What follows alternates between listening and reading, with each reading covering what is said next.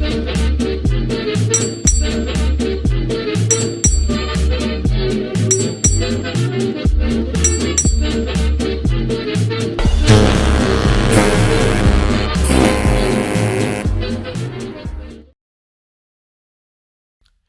everyone, welcome to the second part of the Drydock episode 283.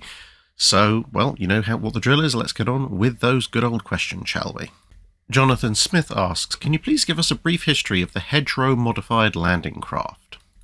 Well, in a way, the LCA-HR landing craft assault Hedgerow, it kind of shows the shared cultural heritage of Britain and the United States. You know, much as I often joke that in World War II, the US Navy's approach to most things was, here is a thing that is armed with guns. Let us add more guns, potentially until it endangers the ship's stability, and then this is a sufficient number of guns until we can work out a way of making the ship more stable. Whereas in the mid to late portion of World War II, the Royal Navy and associated branches had similar but slightly different ideas. Rather than just trying to slap as many guns as humanly possible on things that already had guns, although they did take that up with some gusto, their main focus seemed to be, here is a thing that may or may not potentially have some kind of gun on it, but what if we put some other weird and wonderful weapon on it? Because they really won't expect that. And that is how you got things like Hobart's Funnies, the various tanks that landed on D-Day, flame-throwing Churchills, and in this case, the landing craft assault Hedgerow, which, as you can see here, with this photo courtesy of the National Museum of the Royal Navy, they took an LCA, one of the very basic landing craft that would usually transport some men onto a beach, and instead they put 4 6 launcher sets of Hedgehog mortars, yes, the anti-submarine mortars, into it. As you can see here, that's in two sets of 6 forward of the little transverse beam there, and 2 sets of 6 further back. And the idea was that if you fitted these things with contact fuses rather than the depth fuses you'd use on the actual Hedgehog launchers, you could sail this up to a beach. And because the Hedgehog launchers were obviously pre-positioned at slightly different angles to create a pattern, you could then fire the entire thing, and it would drop a pattern of these charges ahead at a fixed distance in a circle. And the idea then was that this could cut wire, detonate mines, and essentially clear a specific area of beach. I guess the general principle is kind of similar to the way some modern mine-clearing vehicles work, the ones that launch a little rocket that trails out a big, long charge of explosive, which then detonates in a line, whereas this does it in a circle, but the idea is essentially the same. And this, along with various other rather inventive applications, firepower in places it probably shouldn't otherwise be, was the part of the seaborne equivalent of Hobart's Funnies. But because the Royal Navy didn't want the Germans to know that this kind of thing might be possible, they kept it quite secret for quite a while, which does actually make tracking down what they were doing and where rather difficult, because as the Royal Marines Museum themselves say, they were kept on the secret list until 1944, and so do not appear in many records of that time, including Royal Marine Force orders, because if they put them out on orders, then someone might look at those orders and realise something was up. But it's known that 3 flotillas were manned by the Royal Marines from the inception of this idea, and they covered part of the Normandy landings on D-Day, and these were 590 Flotilla, which had 18 of these craft on Juno 2 Beach, 591, which had 18 craft on Gold Beach, and 592, which had 9 craft, which were assigned to Sword Beach. And the Royal Marines Museum also mentions there are records of 593, 594, and 595 flotillas in training during 1944, but at least at the time that they wrote this article about the various types of landing craft that the Royal Marines used in World War II, they weren't sure what exactly those other flotillas did, although we do know that LCA HRs were present at a couple of other landing sites as well. Bearing in mind this is the same Navy that looked at the slightly larger landing craft and went, you know what these things are missing? deck guns, and proceeded to make the rather unsubtly named landing craft gun for close inshore support. Christoph Goebel asks, playing Ultimate Admiral Dreadnoughts made me wonder about the cost structure of navies. Roughly how much of the budget of a navy went to personnel, supplies, acquisition of new ships, refits of ships, etc., etc.? Obviously, this massively depends on the situation for the specific navy, but could you give an example? So, yes, to reiterate part of that question, it does vary very significantly on the specific navies, not just depending on the navy, but also depending on the time period within each navy. So, for example, you'll find that the maintenance cost for cruisers for the US Navy for the 1910s is not very high, whereas the maintenance cost for cruisers for the US Navy in the 1930s is significantly higher on the grounds that they actually had some at that stage. And then, of course, for navies like the US Navy and the Royal Navy in the first half of the 20th century, there'll be significant overseas basing and station costs, whereas for a navy like, say, the Spanish Navy or the Greek Navy, they're not really going to have massive overseas basing costs, again, on account of not really having that many overseas bases. But as you indicated in the bulk of the question, I do have access to the Navy Estimates 1937, and that's quite interesting in that not only does it break down the budget of the Navy in 1937, it actually on pages 8 and 9 has a breakdown of the budget from 1928 through to 1937, so you can see how things have varied, how things have increased, and where the major increases in expenditure are. So between 1928 and 1934, naval expenditure stays at roughly the mid-50s of millions of pounds. But then in 1935, it starts to rise because, of course, the big rearmament process is going on. So I'll go through the breakdown that it gives, which is in 15 sections, of which one has 3 subsections, and then I'll note as we pass on which ones have dramatically increased as opposed to slight increases. So in 1937, the estimate expenditure is £78,065,000, which is a slight decrease over the just over 81 million of 1936. Of that, the wages bill is the second largest item at just over £14,100,000, actually £40,181,000, and prior to the rearmament work, that would have been by far the largest bill. You then have victualling and clothing, so that's food and clothing, just a hair under 4 million. Medical establishments at £411,400. The Fleet Air Arm gets £4,200,000. Now, that is a colossal increase because prior to the increase in 1935, the Fleet Air Arm had averaged around £1 million, so it's operating almost 4 times the investment it would have gotten during most of the interwar period. Educational services, £207,500. Scientific services, R&D, that kind of thing, £586,000. The Royal Navy Reserves attract an expenditure of £373,300, which is actually somewhat on the low side, probably because a bunch of them have been called up.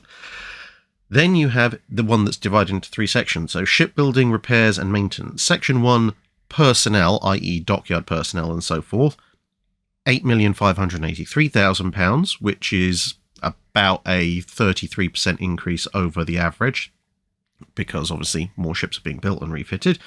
Material costs, £8,878,700. That's about double what they were in the rest of the interwar period, again, because things are being rearmed.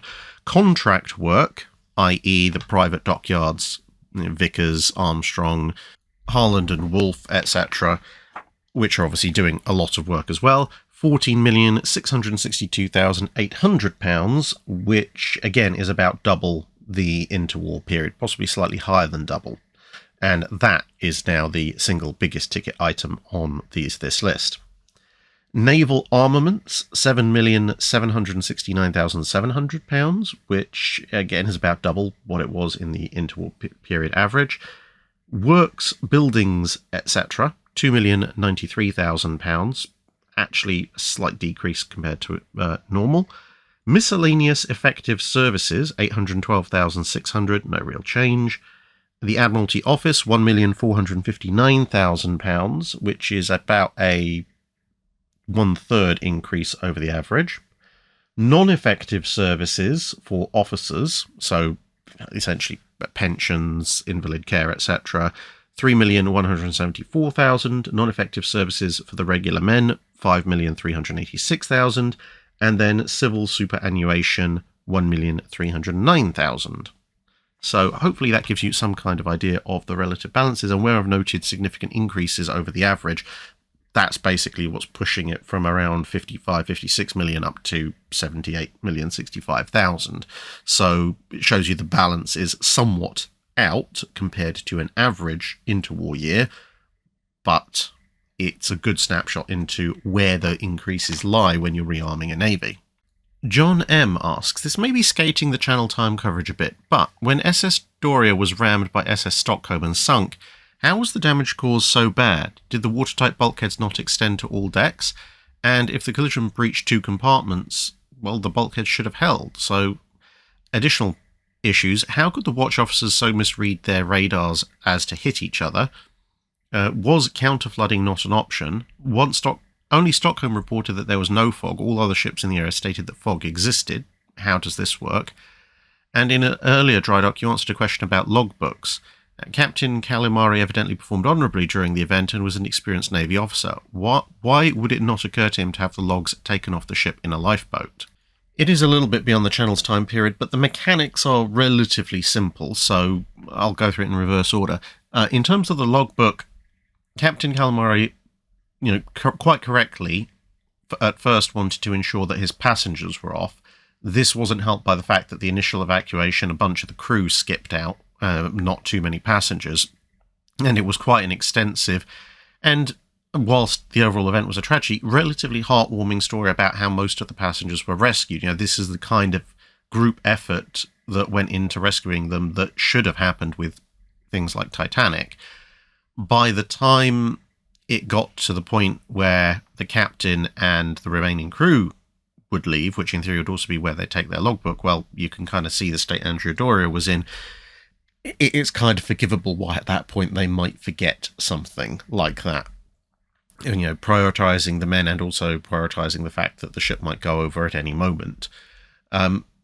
In terms of Stockholm reporting no fog, whereas everyone else said that fog existed, it seems from the testimonies and the positions that everybody else was sailing in a very thick fog bank. Stockholm was approaching the fog bank and then ran into it at the last minute. So from Stockholm's perspective, there was no fog until at the very last minute there was, whereas from everyone else's perspective, sailing in the fog bank for days, there had always been fog.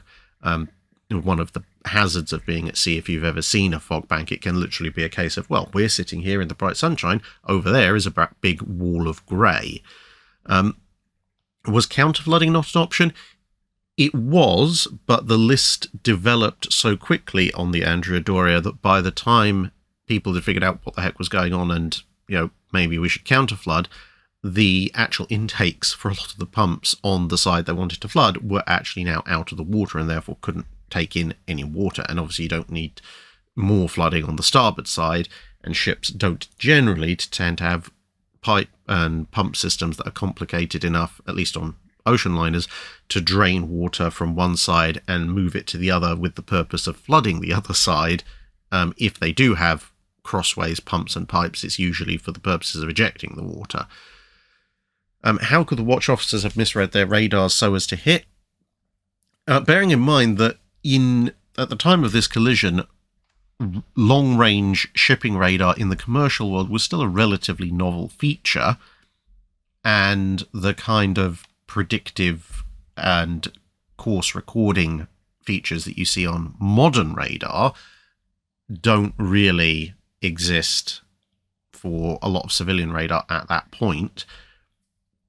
So combine unfamiliarity with perhaps a lack of some of the features that you might associate with either military radar of the time or modern radar means that you can see there is a blip of a ship coming, and you can see that it is vaguely near your own, but you just have a central blip which is you and a further blip which is them, and every time it updates you can make an approximate guess as to how those two are interacting. But if you get it slightly wrong, you end up hitting. And bear in mind, they didn't just go, oh well, there's a ship coming, that's fine, and then hit each other, they essentially both mistook the radar returns, and one of them thought they were going to pass port to port, one of them thought they were going to pass port to starboard, and both took measures to enhance the safety of what they thought that maneuver was going to be. It just so happened that those two turns ended up actually putting them on a last-minute collision course. And then the top question, I guess, did the watertight bulkheads not extend to all decks, etc.? Essentially, with Andrea Doria, she had two bits of bad luck. Firstly, because she was coming into the end of her voyage, most of her fuel tanks were very low, and a lot of them were empty, which meant that when she was rammed in one side, a lot of fuel tanks on that side flooded, so suddenly there was a lot of weight on that side, and the ship lists that way. But this was compounded by the fact that the portside tanks, which were empty, were obviously being artificially more buoyant than they otherwise would be. So you got a much more heavily induced list than you would have got in almost any other circumstances.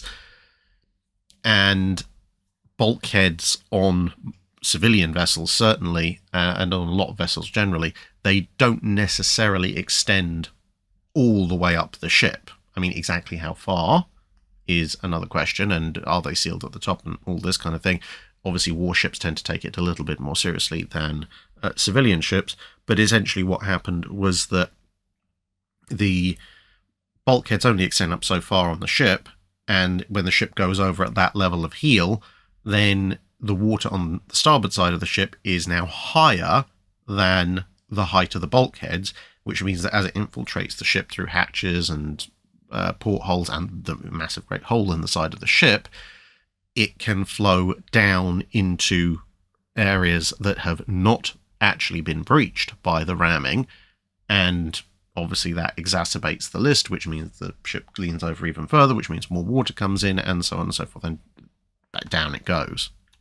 Unfortunately, in this kind of circumstance, pretty much the only thing you could have done in terms of the ship's design to prevent that would be to have the bulkheads not only run vertically but also run horizontally. So obviously when you see museum warships, or if you are in the Navy at the moment, you go on a modern warship, each deck you can close the hatches, and that has varying degrees of water tightness depending on how high up or down in the ship you are and how big and heavy the hatch is. So if you had a layer of watertight hatches in the deck at the top of the bulkheads, you might in theory be able to prevent this, but of course that vastly restricts access up and down within the ship, which on commercial ships, especially liners, is not generally held to be a good thing, because you need big staircases and open spaces and so forth. And so they, at least at this point, generally aren't installed, and as far as I'm aware from having been on some ships more recently, still haven't been. Warren Jervey asks, to what extent did the Japanese Navy make use of the naval installations captured from the Allies in World War II? They made quite considerable use of them, actually. You look in the late war where various Japanese ships were caught at anchor or under repair and then sunk by various airstrikes, and you'll notice a lot of places, Manila Bay, for example, are where, in that case, American naval bases had been previously. Now, obviously, the Japanese attacks did some damage, and usually evacuating Allied troops would do further damage to try and deny the facilities to the enemy, but the Japanese proved fairly adept at least partially, if not fully in some cases, repairing them and bringing them online for their own purposes, which was just as well for the Japanese, because whilst they did have some forward naval bases that they owned prior to the Second World War, these weren't really equipped with massive amounts of dedicated repair centres, simply because in peacetime, well, one, those places tend to be fairly small, and secondly, you could just go back to Japan, whereas obviously for the US, based in the Philippines, heading all the way back to the continental United States, bearing in mind in most of the interwar period, Pearl Harbor wasn't really a massive destination, and for the British, obviously, Singapore, if you couldn't repair yourself in Singapore, you'd have to go quite a long way to somewhere like Australia, which even then had limited facilities if you're some of the bigger ships, or considerably further back elsewhere. And so with these rather extensive repair and maintenance facilities, the Japanese were very keen to get them back into service. Speaking of Singapore, you had the King George VI graving dock, which was a very large, as it suggests, graving dock, dry dock essentially. And before Singapore surrendered, they blew the doors off of it, they wrecked all the machinery, but the Japanese rebuilt the doors and repaired the machinery. There was also Admiralty Floating Dry Dock number 9, which you can see in the picture, which was one of the top 3 floating dry docks. That dry dock could lift anything that wasn't a Yamato class. Again, the Japanese managed to get that into service, and it stayed in service right up until mid-1945 when the Allies bombed it. And then, obviously, they refloated it to use it later on. Joshua Dworkin asks, if the Good Idea Ferry hadn't got hold of Victorious's refit in the early 1950s, and instead a much more straightforward refit was applied, perhaps something akin to the Essex-class SCB-125 refit, do you think this would have increased the likelihood of the refit programme continuing for the other British carriers, and perhaps with the continued relevance of British carriers made it far more likely that the CVA-01 programme was actually finished? Honestly, I don't think it would have helped. The big problem with Victorious, well, twofold. One, they stripped the top half of the carrier down and had essentially gotten her structurally up to her approximate final appearance, angled flight deck and all that, when some bright spark actually bothered to look at the engines and went, they're not powerful enough and they're going to wear out in a few years. We've got to replace those. So a bunch of work that had already been done had to be undone so that they could get at the engines, replace the engine and boiler system, and then rebuild something that they'd already just done. Whereas if they'd, actually looked at the ship properly in advance of the program, they could have realized, well, the machinery needs to be replaced. And then when they'd done the initial strip down, they could have just gone, easy access to the machinery, build up everything else. That would have massively reduced the time and cost implications of the refit. There's a bunch of other problems with that refit as well. But the other aspect, which is why an SCB-125 style refit I don't think would have worked out particularly well in terms of reducing cost, was of course Victorious was an illustrious class carrier, and that meant that her entire hangar deck and flight deck formed a girder, structural part of the ship. Whereas with the Essex class, the actual main structural elements of the ship actually stop at the hangar deck. Everything above that, well, obviously the superstructure goes all the way down, but the walls of the hangar deck and the flight deck are not necessarily superfluous to the ship, but they're not a major structural element of the ship in the way that the armoured flight decks for the British carriers are, which meant that if you were increasing the hangar height, widening the hangars, increasing the flight deck area on an Essex class, the core of the ship you could leave to a certain extent almost untouched and build on top of. Whereas with Victorious, you're cutting through fairly major armour plating, and it's a lot more complicated structurally, which is one of the reasons why taking the smallest and least useful of the Royal Navy's surviving fleet carriers and trying to refit it was a bad idea to start with.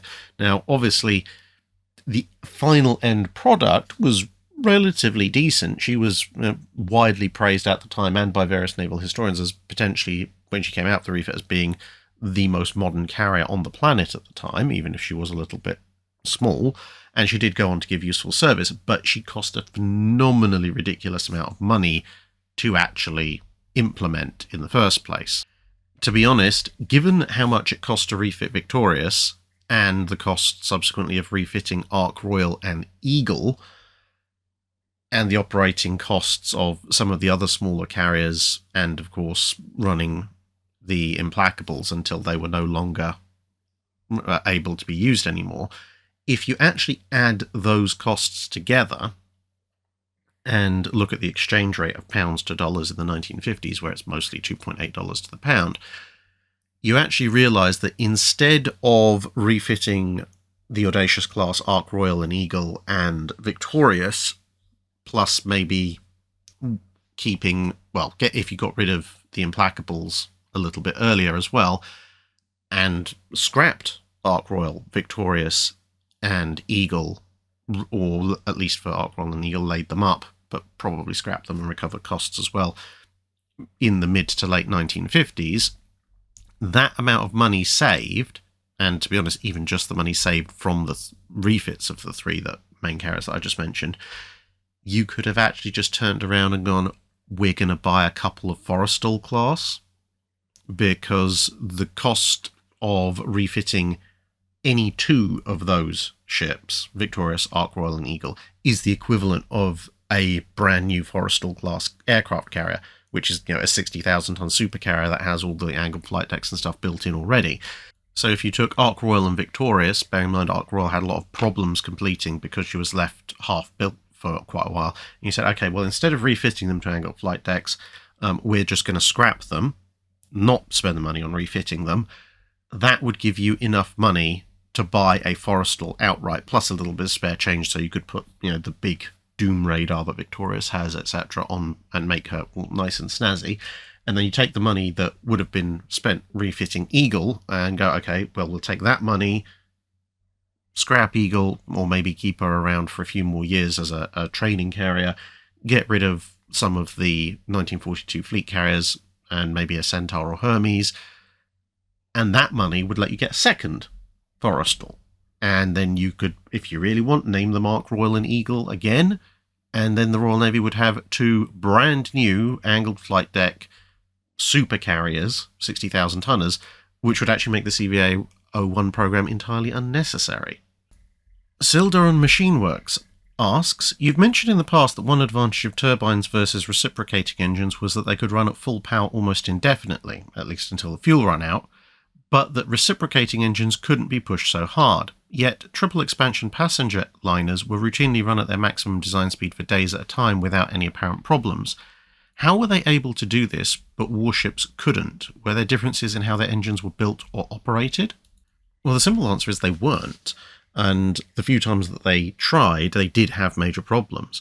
One of the things that can be a little bit deceptive when you look at the timeline of crossover from vertical triple expansion to turbines in large warships is that actually the adoption of turbines in commercial liners was a little bit faster. So when you think of the 1900s and 1910s era ocean liners, Mauretania, Lusitania, Imperator, obviously the Olympic, Titanic, etc., the Olympic class are actually a little bit of outliers by having a mixture of vertical triple expansion engines and turbines. Mauretania and Lusitania were entirely turbine powered. So in the sort of the classic era, if you like, of the Blue Riband, where liners were running full pelts back and forth, they're actually running on turbines. If you skip back to the 1890s and the very early 1900s, where a number of liners competing for speed are actually running on vertical and later vertical triple and later quadruple expansion engines, you actually see that some of them, particularly things like Kronprinz Wilhelm, etc., which are running on these machines, actually get quite a bad reputation for shaking themselves very violently and occasionally actually doing damage to themselves by running their engines consistently at high power for long periods of time. And the other thing you've got to remember is that sometimes reported speeds, especially in a lot of more common resources, are actually deceptive, because you'll read, for example, about the Blue Ribbon being captured by, again, one of the German VTE-powered liners at a speed of just over 23 knots, and that's given as the maximum. That's not actually the case. If you look at the award, the average speed on the crossing was 23 and a bit knots. That is obviously, therefore, implying that at times the ship was going faster than that, and at other times it was going considerably slower than that, which means that it was probably running at capacity for a bit until the engines start to cause issues, then slowing down somewhat, and then after the necessary, repairs, patching up, or just cooling down of the engines is made, repriming their oil, etc., then you can start up again. Or alternatively, some liners would operate on the basis of essentially chaining their power plant. So at any given time, some portion of their power plant might be down for maintenance or running at low capacity, whilst other parts were going full tilt, and then the bit that was being run at low capacity would be run up to full tilt, and another part would be allowed to relax. And this will give you an average speed, but is not strictly reflective of the absolute top speed that that liner could do if every single bit of its power plant was turned full on. And of course, you also have the sort of the wording around what is your maximum design speed, because for a warship, a maximum design speed is the maximum speed that you can actually safely run the ship at for an appreciable portion of time without things breaking. But in some merchant shipping contexts, including liners, you can have a definition of your maximum design speed being your maximum sustainable speed, which might have a broadly similar but slightly different definition to a warship, as in, if you run your vertical triple expansion engines at 100% rated power output, they'll only last for a day before seriously bad things start happening. If your cruise is going to take, let's say, 10 days, well, that's 9 days longer than your engines will last. So you might then say, okay, well, if we run them at, say, 80% power output, they will be able to run constantly throughout the whole trip. So we're now going to call whatever our speed is at 80% power output, that is our design speed, and everything else is just useful additional speed, which we can use to maybe push up our average speed to the design speed. So, if your ship has an average design speed, let's say, of 23 knots, if you run everything up absolute full whack, you might actually get up to 25 knots. And so you can do short bursts of 25 knots before letting everything cool down. And that will make up for the fact that obviously when you're going down shipping channels at either end, or leaving port, or having to dodge icebergs or whatever, you're having to maybe travel at considerably slower speed, so it all averages out quite nicely. SDF7 asks, the Canadian lumber question from earlier in the month made me wonder if the metallurgy at the time supported cannon, either via rolling bronze, iron, etc. around a core and applying shrinking bands at a minimum in the beginning and later casting. Was there any investigation or movement toward metal masts before the movement to iron ships came along in general? I'm sure it's trickier to have a nice long straight cylinder at mast length versus a rather simpler 8 to 10 foot cannon, so I wouldn't be at all surprised if the answer is it's just not possible. But conceptually, could it be much thinner than a cannon due to less stress than full-on internal explosions, and that presumably would save top weight versus wooden masts and would resist dismasting fire better, and wouldn't require access to specialised forestry? Well, the short version is, yeah, it basically wasn't possible, but for a number of different reasons. Firstly, the iron masts in the mid-1800s, which is when they start to come into vogue, are made up of a series of rolled plates. So it's not one continuous cylinder. It's usually 3 or 4, so 1/3 or 1/4 circle plates, obviously long strips essentially, that have been rolled in big rolling mills, and then they are riveted all together to form the mast. Now, to have rolling mills large enough to roll sheets of iron that big, and indeed, foundries and forges that can make sheets of iron that big, requires a certain level of advancement in the Industrial Revolution that, in the early to early mid 1800s, so the 1820s, 1830s, just doesn't exist. I mean, the advent of solid single plates of 4.5-inch thick armor for Warrior, for example, reflected a very recent, if you like, level up of Britain's iron-making industrial capabilities, something that, for example, in the American Civil War, generally speaking, the US iron industry could not match for the bulk of the US Civil War, which is why when you look at Monitor and other related vessels, they're made up of, fairly thick armor, but its thickness is much thinner slabs of iron all layered together and then riveted, or bolted as the case may be. Now, of course, there is another factor, which is cost effectiveness and weight effectiveness, because a number of engineering articles from the 1860s actually refer to this, and they point out that for smaller ships of that they specifically mentioned 500 to 700 tons, so you're talking frigates and potentially some of the very smallest ships of the line, those ships, actually you'll find that with smaller diameter masts, and generally smaller masts as a whole, not only does replacing some or all of their masts with iron actually cost more than just having the wooden ones, but it also weighs more, because obviously proportional to the cross-sectional area, a greater portion of it is the iron and a lesser portion of it is the hollow.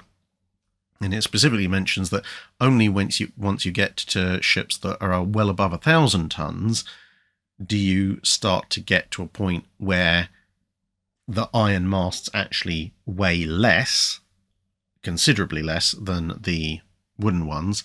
And for naval masts, it even specifies that because naval masts have to be built with stiffeners and other things, because they've got to endure more load than commercial masts, the displacement level at which they become lighter actually goes up even higher.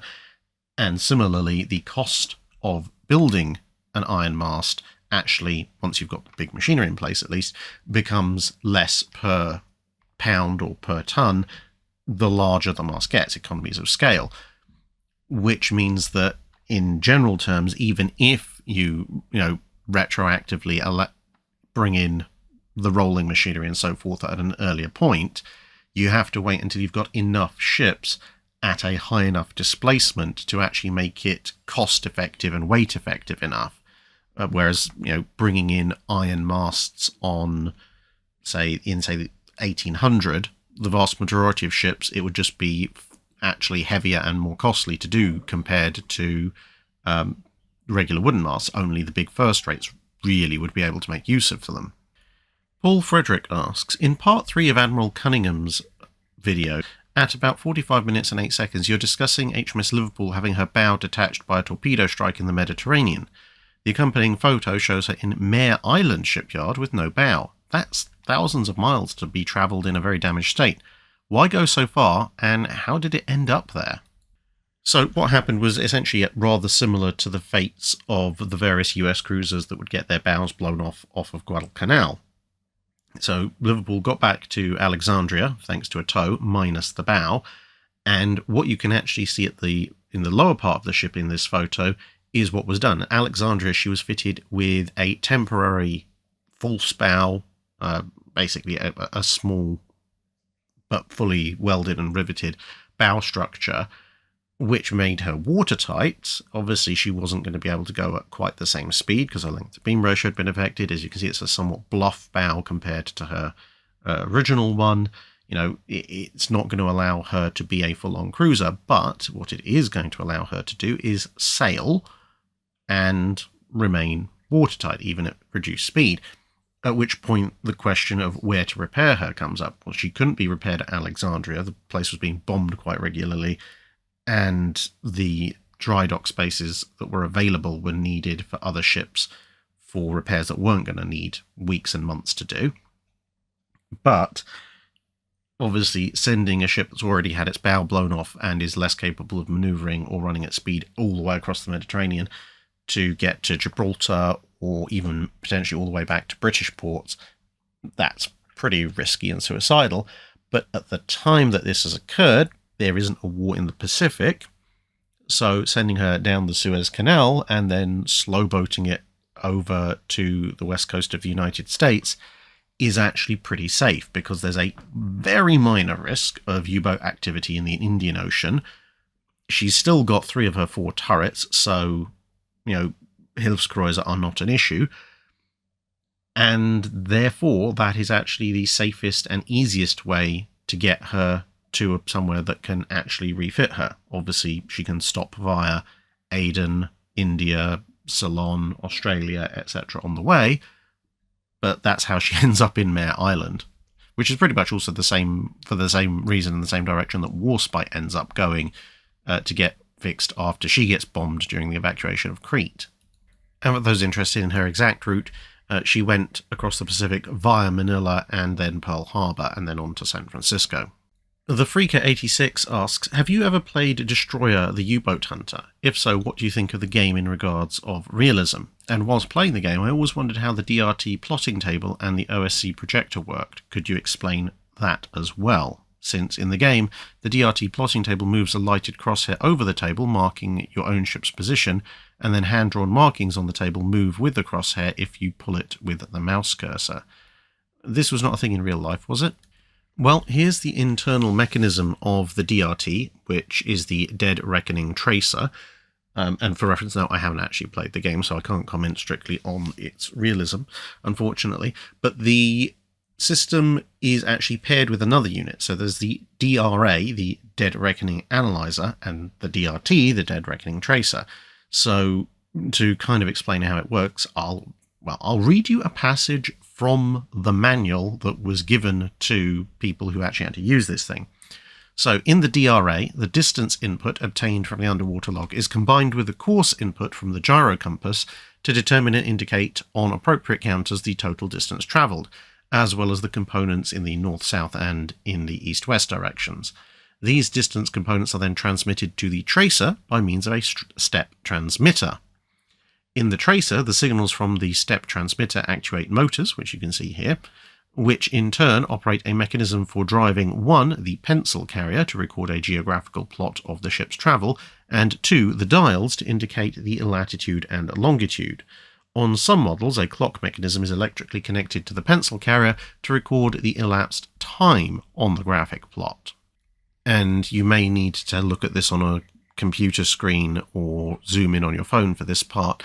But for the tracer specifically, it says the scale to which the ship's course is plotted is adjustable from 1 to 4 and from 4 to 16 miles per inch by means of handles on Z1 and Z2.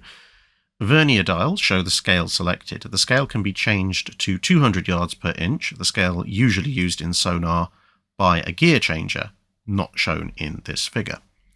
Motors X1 and X2 are 6-pole step motors that receive signals from the step transmitters O1 and O2 in the analyzer, and the transmitter consists of 3 contacts and 1 eccentric that closes the contacts. As the eccentric rotates, it closes the contacts in succession and causes the step motor to follow the motion of the eccentric. The motion of the step motors is translated into motion of the tracing pencil by mechanical gearing that positions the pencil in 2 coordinates. Motor V1 is called the latitude motor because it positions the pencil in accordance with north-south motion. Motor V2 is the longitude motor because it positions the pencil in accordance with the east-west motion. Because 1 degree of latitude approximately equals 60 miles anywhere on the surface of the Earth, the latitude motor V1 is geared directly to latitude dials F1, which indicate the latitude of the ship's position. Because the number of miles corresponding to 1 degree of longitude varies with the latitude, however, the variable speed roller mechanism connects to the latitude motor and is inserted between the longitude motor V2 and longitude dials F2. So, from what it sounds like in your description of the game, whereas the DRT, as described in the manual, is using a mechanically driven pencil to mark the course of the ship, in the game they're using a lit crosshair for that purpose. I guess it just makes it easier to reference, and it could also be done fairly easily. Instead of moving a pencil north, south and east, west, you could just put that underneath with a little light up bulb crosshair. It really makes not much difference. And then the hand-drawn markings, well, obviously this crosshair would be drawn or lit in the game on a chart, and then if you are making markings on that chart showing the relative position of targets, then if you move the chart, well, everything moves together. Although obviously if you just try to drag the chart off the table or drag it out of alignment, then obviously everything is going to be a little bit wrong, but those markings would stay coherent with the last sketched position of the sub, even if the pencil has now been dragged off in the wrong direction. So it's, broadly speaking, from the sounds of it, a relatively accurate representation of what you'd be looking at. Jim Smitty asks, on page 8 in Neptune's Inferno by James D. Hornfisher, it stated that Nimitz took a dim view of Fletcher's refusal to release his destroyers to pursue the retreating Japanese carrier forces in the aftermath of the Battle of the Coral Sea. It's why King denied a medal request by Nimitz for Fletcher's handling of the battle. If I read the map correctly, while there may have been only 50 or so miles at the closest point between the two fleets on the 8th, assume I'm reading the map the right way up, what honestly could Fletcher's destroyers have done in this battle besides die in a heroic manner? The Japanese had a slightly larger screening force at Coral Sea. Plus, I'm assuming they were operating together as one instead of in different formations, as was the practice of the Americans at the time. So what did both Nimitz and King hope that Fletcher could achieve by sending in his light forces and cruisers to strike the Japanese at Coral Sea? Because from where I sit as an armchair admiral, he would have been forced to send destroyers and cruisers in piecemeal, which would likely have meant those destroyers and cruisers would have maybe taken a few of the Japanese escorts with them, but they would have died in a loud and heroic manner that would cost the US a fair bit of its surface forces committed to Coral Sea. So, am I missing something here, or did Fletcher make the right decision to withdraw and not attempt to engage in a surface action?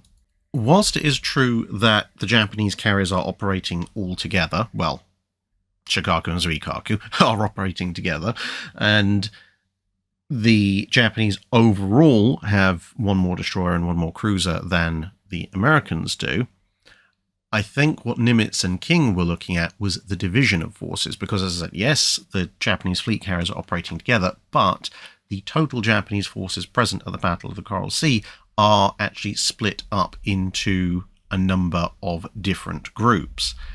The carriers, which are the force that Nimitz and King presumably wanted Fletcher to chase down, they actually only have a screen of 6 destroyers and 2 heavy cruisers, 2 of the Miyoko class. All the other destroyers and cruisers are escorting the invasion forces, the Tulagi invasion force and the Port Moresby invasion force, and they are separate to the fleet carrier force for fairly obvious reasons: speed, agility, and obviously you don't want your transports right on the front line in the terms of combat. But that's where you're going to find all the rest of the Japanese escorts, including the entire, if you like, second line, the Albers and Furutaka, etc. And the light carrier Shoho is actually with those forces as well. Now, if you look at the American forces, Yorktown and Lexington have some destroyers in direct support, and there's a support group made up of Chicago, Australia, Hobart, all cruisers, and a couple more destroyers. But there is an attack group TG 17.2 under Rear Admiral Thomas Kincaid, and that has 5 heavy cruisers, New Orleans, Astoria, Minneapolis, Portland, and Chester, and 5 destroyers.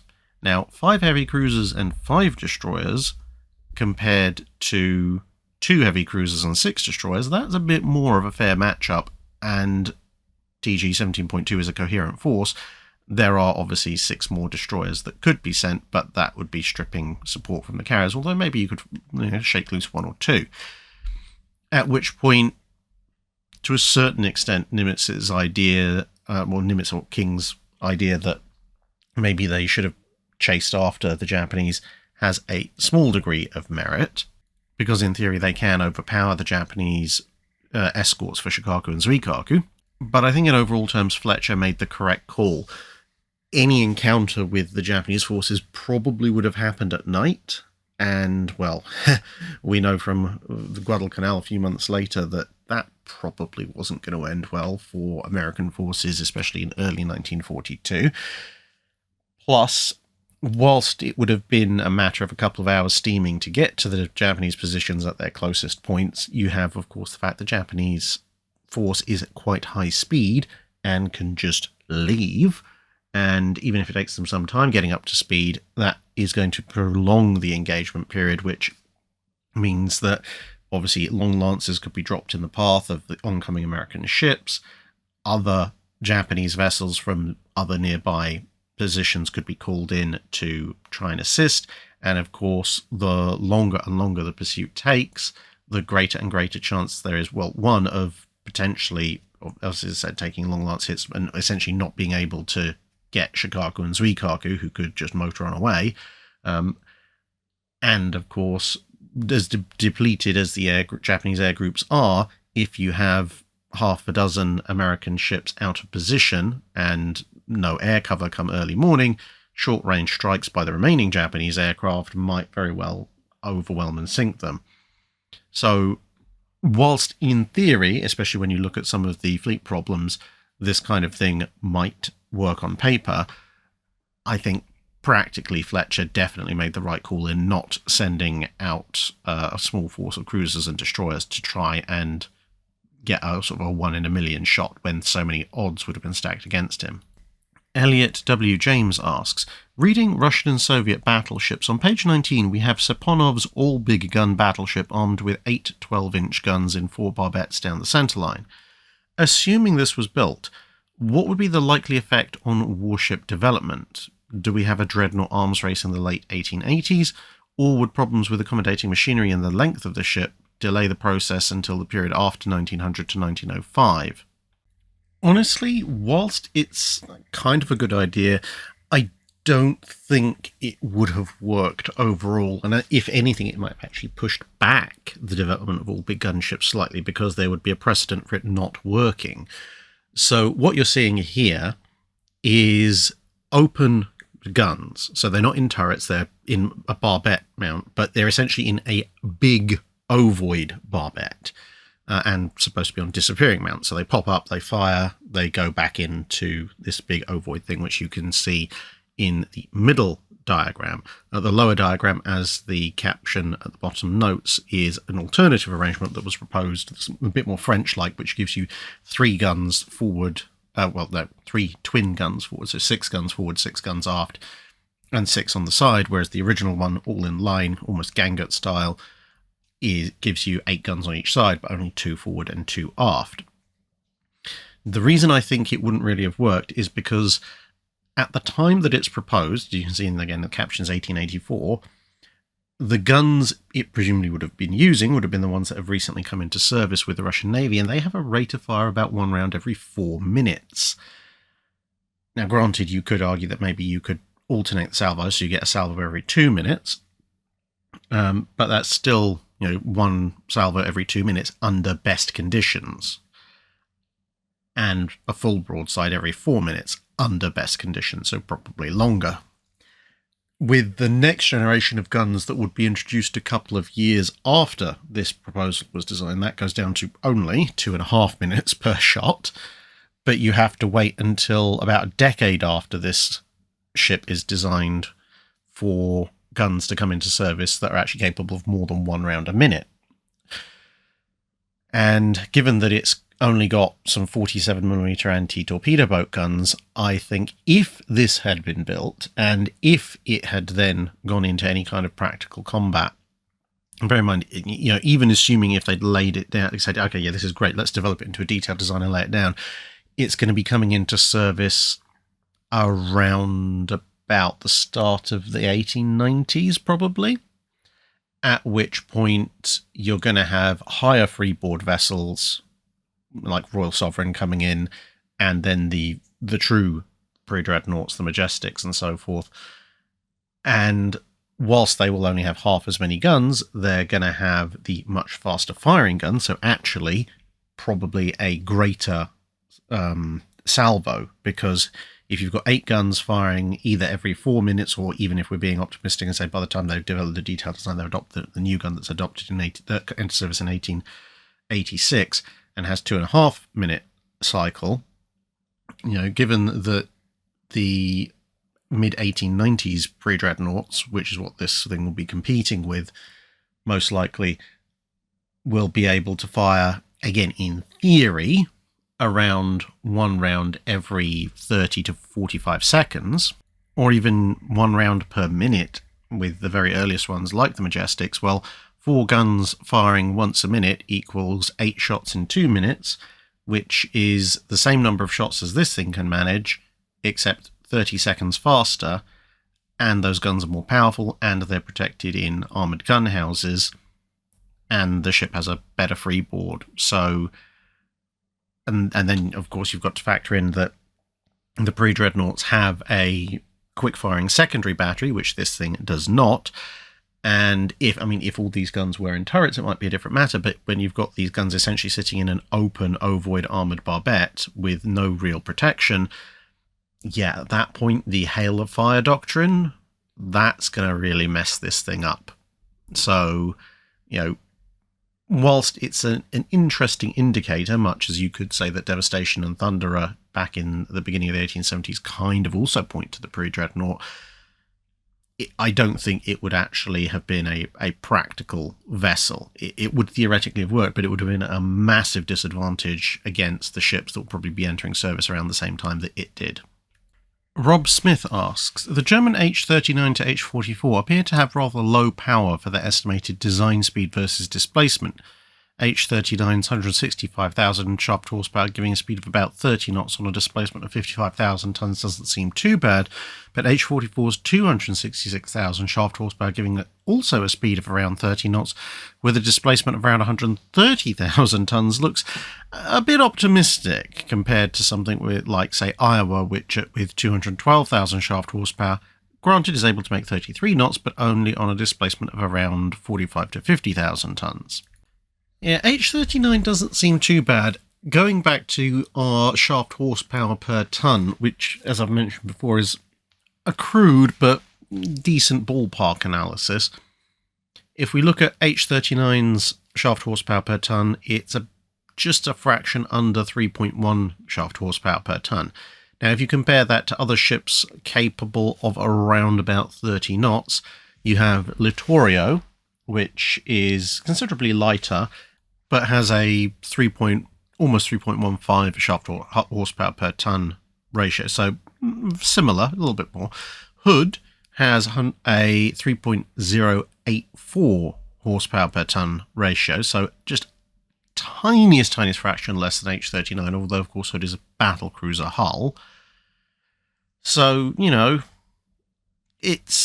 I would say for a battleship hull, H-39 is perhaps being a fraction optimistic, but not necessarily by a huge amount. It's plausible. But then you look at H-44, which is supposed to be, as you said, around about 30 knots, but its shaft horsepower per ton ratio is only 2.06. That's quite low. Now, obviously, you will get some efficiencies from a considerably larger hull, but when you look at Bismarck, for example, Bismarck has a shaft horsepower to displacement ratio of 3.55 shaft horsepower per ton, which is actually a bit more than H-39, Littorio or Hood, although, of course, we are using standard displacement for all of these. And, of course, Bismarck's hull form does have some compromises built into it because of the Kiel Canal and so forth. So, it's a bit on the higher end, but it does make sense.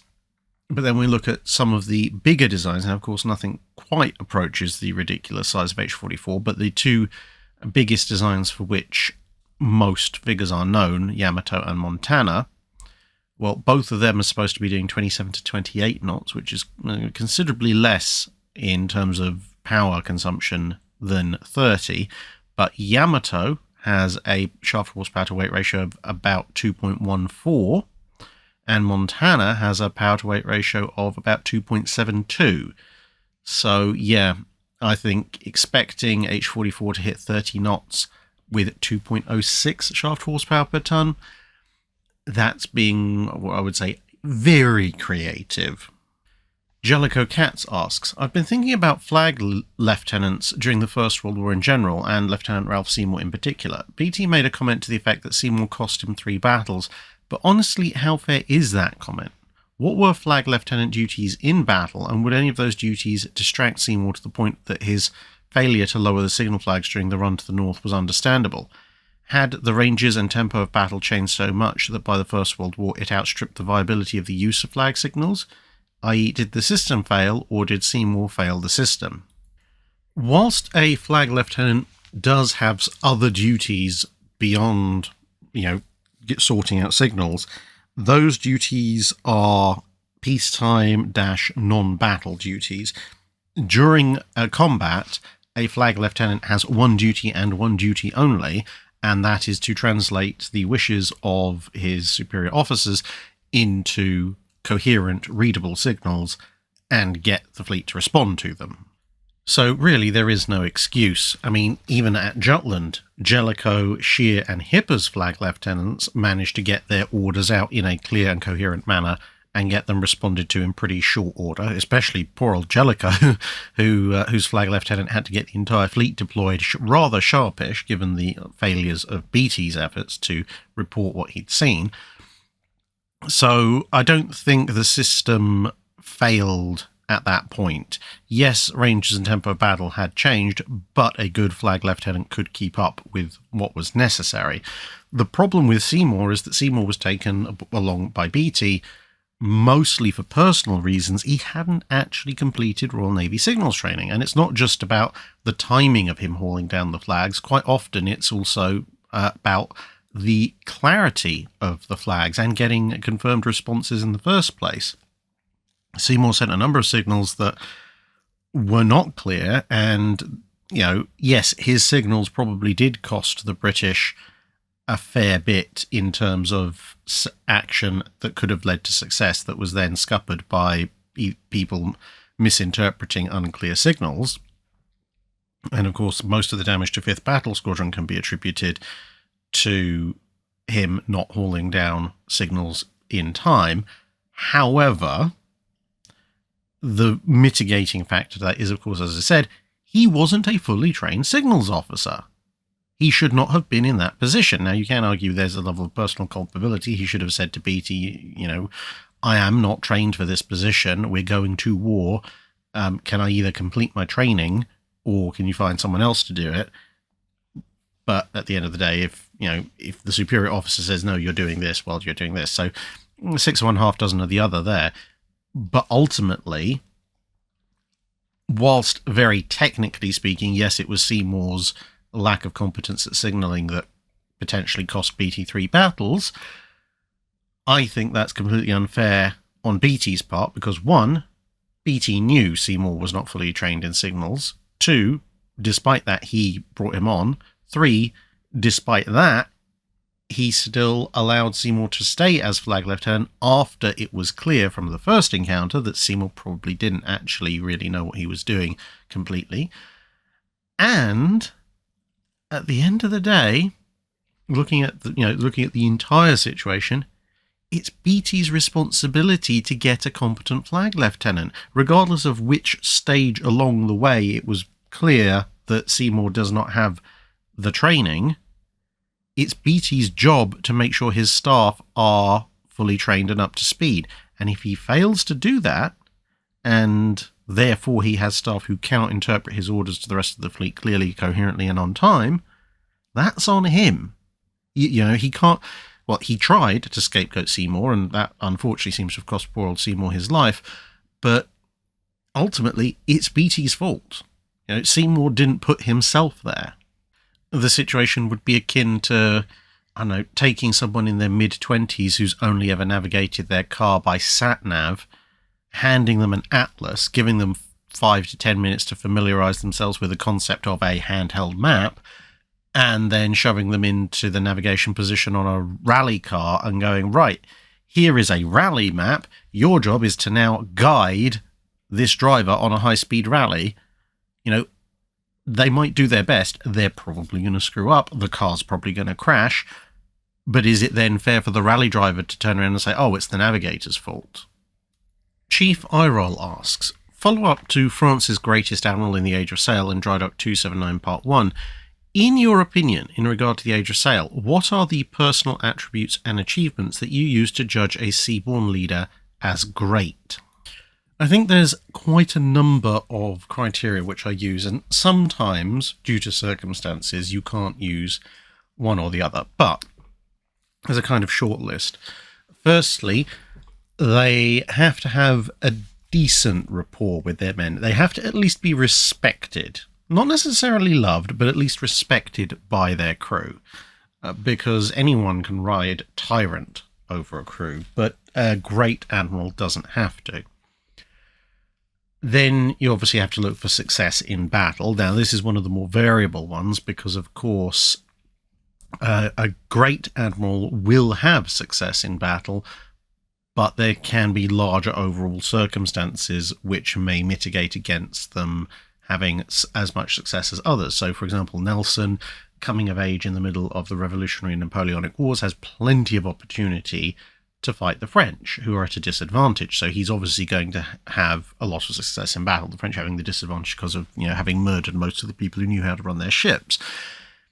Whereas a generation or two earlier, war was a bit more intermittent, and the French and Spanish fleets, when the British were facing off against them, if we're looking at British admirals, had better trained officers, so the opportunities to achieve success in battle were less, and the enemy was a bit tougher as well.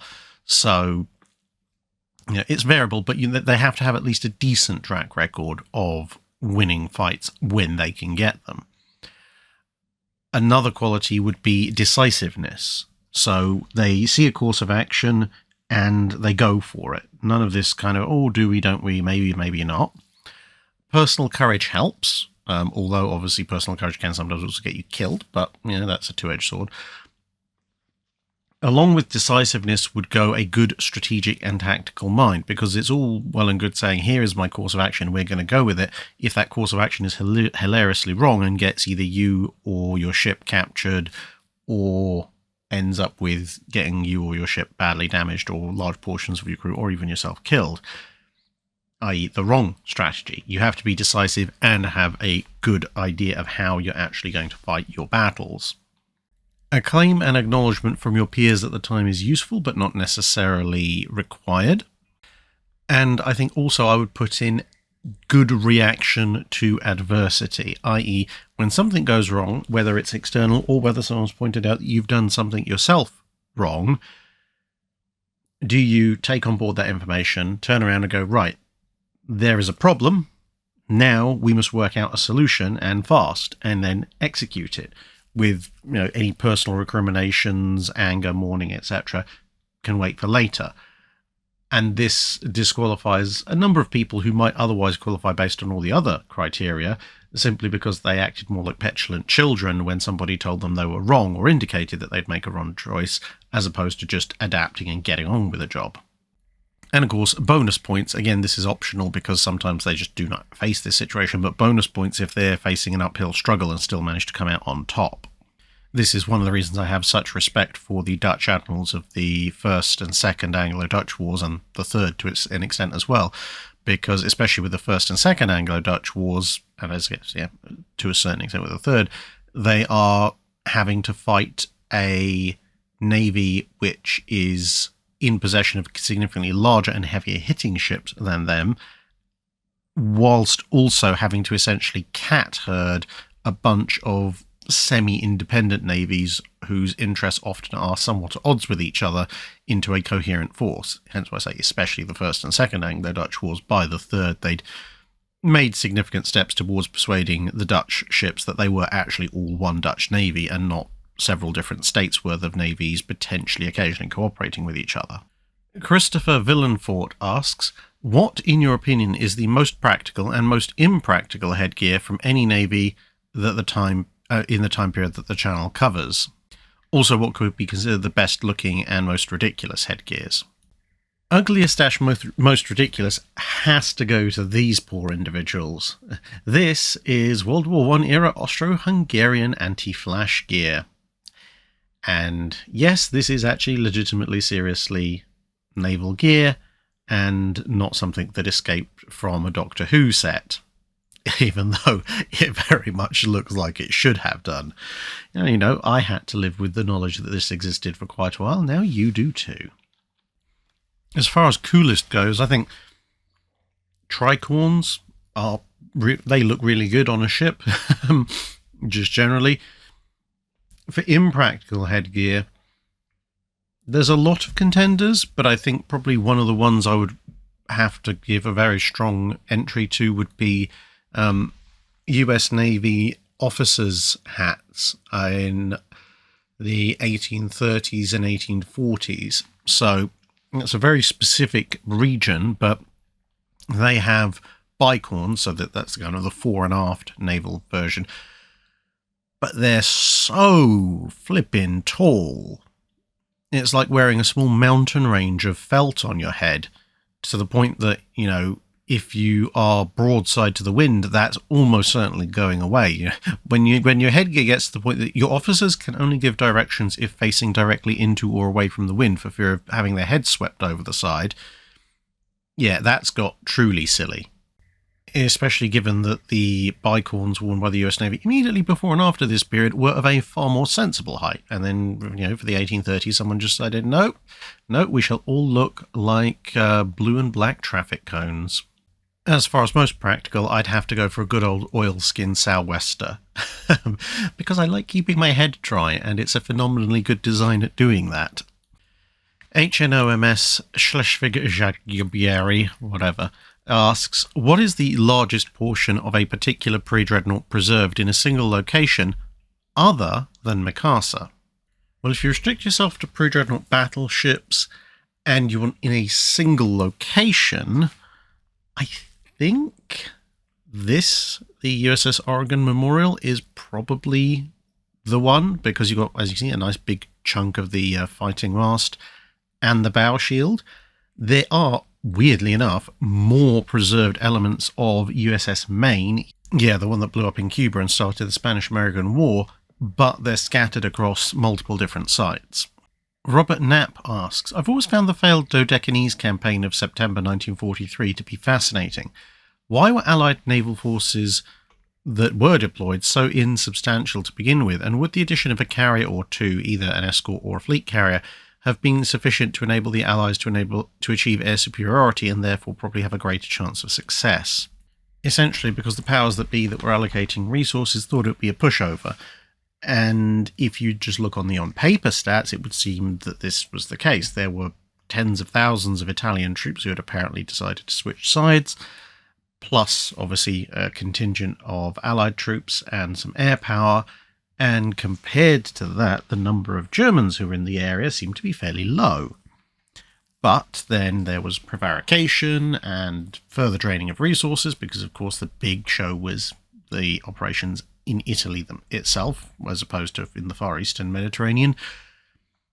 And not only did this mean that the Allied resources available were pretty low, but they also gave the Germans time to prepare, at which point it also turned out that the vast majority of the Italian troops present weren't so much switching sides as had just decided they didn't want to fight anymore, which was a bit of an additional problem. And that suddenly meant that the Germans had almost as many, or possibly in some cases local superiority in actual fighting men, and they had the air superiority, which combined to cause a lot of problems for the Allies. Now, would a carrier or two have been sufficient to give them air superiority? Not in and of itself. 2 or 3 escort carriers or a fleet carrier, or maybe a fleet carrier and an escort carrier, that wouldn't have been enough to give them, the Allies, air superiority over the land-based Germans. However, if they'd been a bit more sharpish about getting the campaign off the ground, then perhaps a strike group of a fleet carrier loaded primarily with strike aircraft, and then maybe 2 escort carriers, one loaded with fighters for combat air patrol and another loaded with anti-submarine patrol aircraft to keep everybody safe with appropriate escorts, that could have come in and hit the German air bases early and hard, and basically severely reduced German available air power in the region, at which point the couple of squadrons of land-based aircraft that the Allies had in the region might have then been able to keep the remaining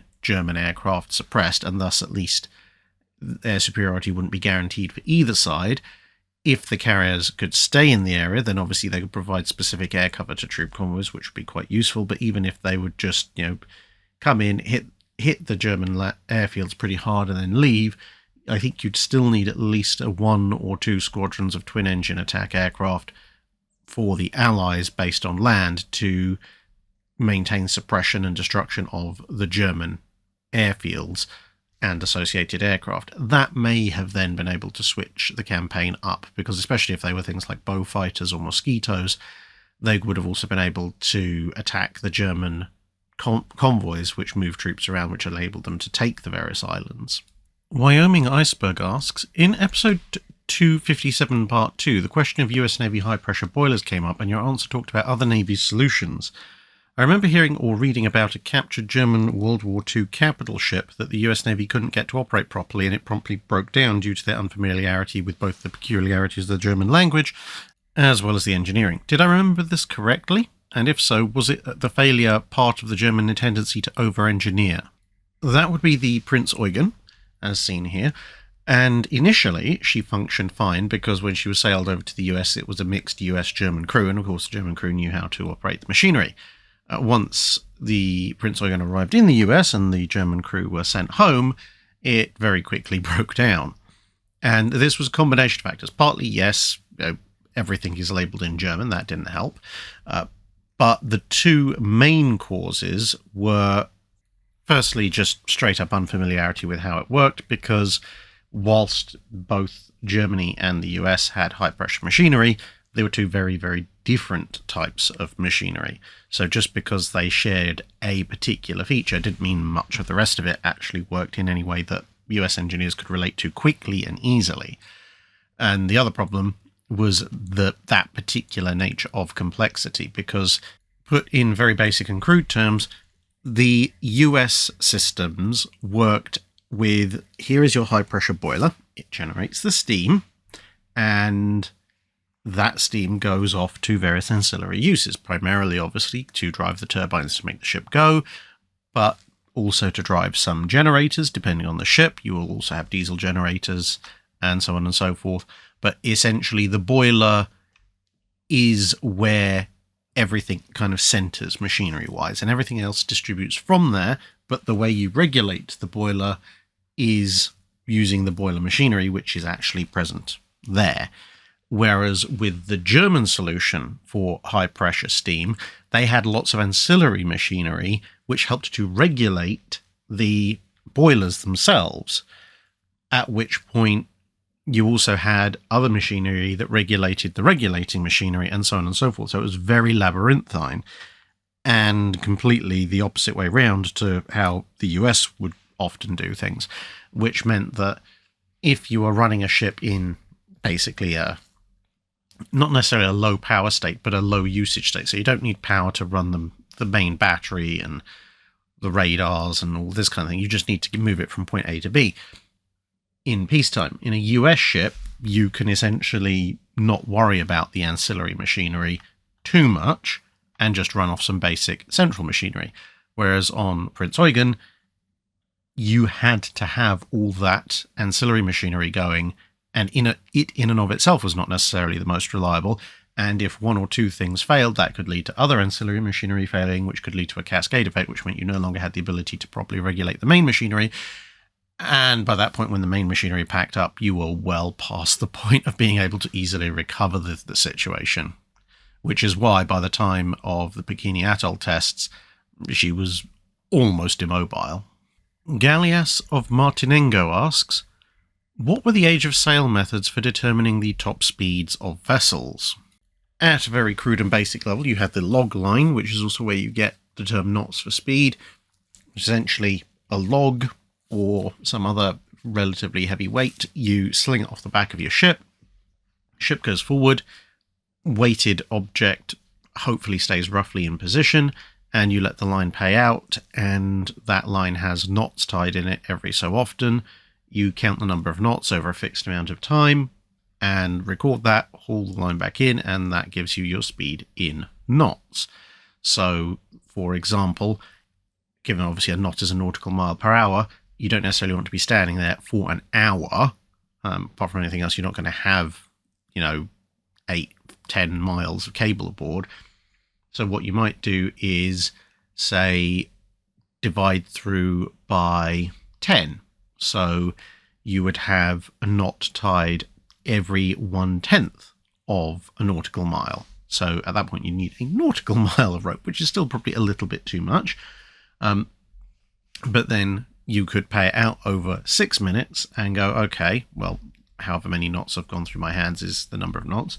So in actual fact, you'd use an even shorter line. So you might have knot knots every 1/20th of a nautical mile or something like that, or a smaller fraction. So that's one way of doing it. And another way is a method that still held true well into the age of steam and steel, the measured mile. So you have a known point and another known point, and theoretically you hope they are a mile apart or close enough to it, but the main point is that you have to know the distance between them. You have observers at each end, you have your ship build up to top speed, and then it sails past the first marker, you start some kind of timing device, and then you see what that timing device says when it passes the second marker, and from that you can derive, obviously, how quickly it took to travel that distance, and since speed is distance over time, you can derive its speed. Emily asks, in one of your previous Drydocks, you compared a ship weapon in Battlefleet Gothic to similar to sticking an 80cm Schwer Gustav as a spinally mounted weapon on a World War II vessel. That got me thinking, could such a ship be constructed in reality? Was mounting an absurdly huge cannon on a ship for whatever purpose ever seriously considered by any navies? And if the ship was somehow built, how would it be used? How would they load, aim and fire the gun? There were a few attempts at such vessels throughout the years. One of the more recent attempts was the Matsushima class. You can see here this is Hashidate of that class. And these ships are only around 4,000 tons, so they're only displacing a little bit more than some of the larger late World War II era destroyers, but that's a 12.6-inch gun. And the answer to how would they load, aim and fire the gun? Very slowly and very poorly is the answer, because it's absurdly too large for the vessel in question. But, as I said, it's not necessarily the only time. You've got the USS Vesuvius, an even smaller vessel, using pneumatic 15-inch guns. Mostly didn't work due to the unreliability of the range that the gun would fire with the same amount of pressure because of the environmental conditions with pneumatic pressure and so on. So that was a bit of a damp squib. And I mean, obviously not going through every single example, but going a bit further back, when you look at galleys and galleasses in the early part of galley warfare in the Mediterranean in the Renaissance period, so sort of in the lead up to the Battle of Lepanto and around that time, when they're initially mounting guns in ships, some of the bigger vessels, galleasses in particular, but also some galleys, would mount very, very large cannon, as in cannon that are more usable for blowing up portions of fortresses rather than attacking ships, and they would mount them on the bow, basically fixed facing forward.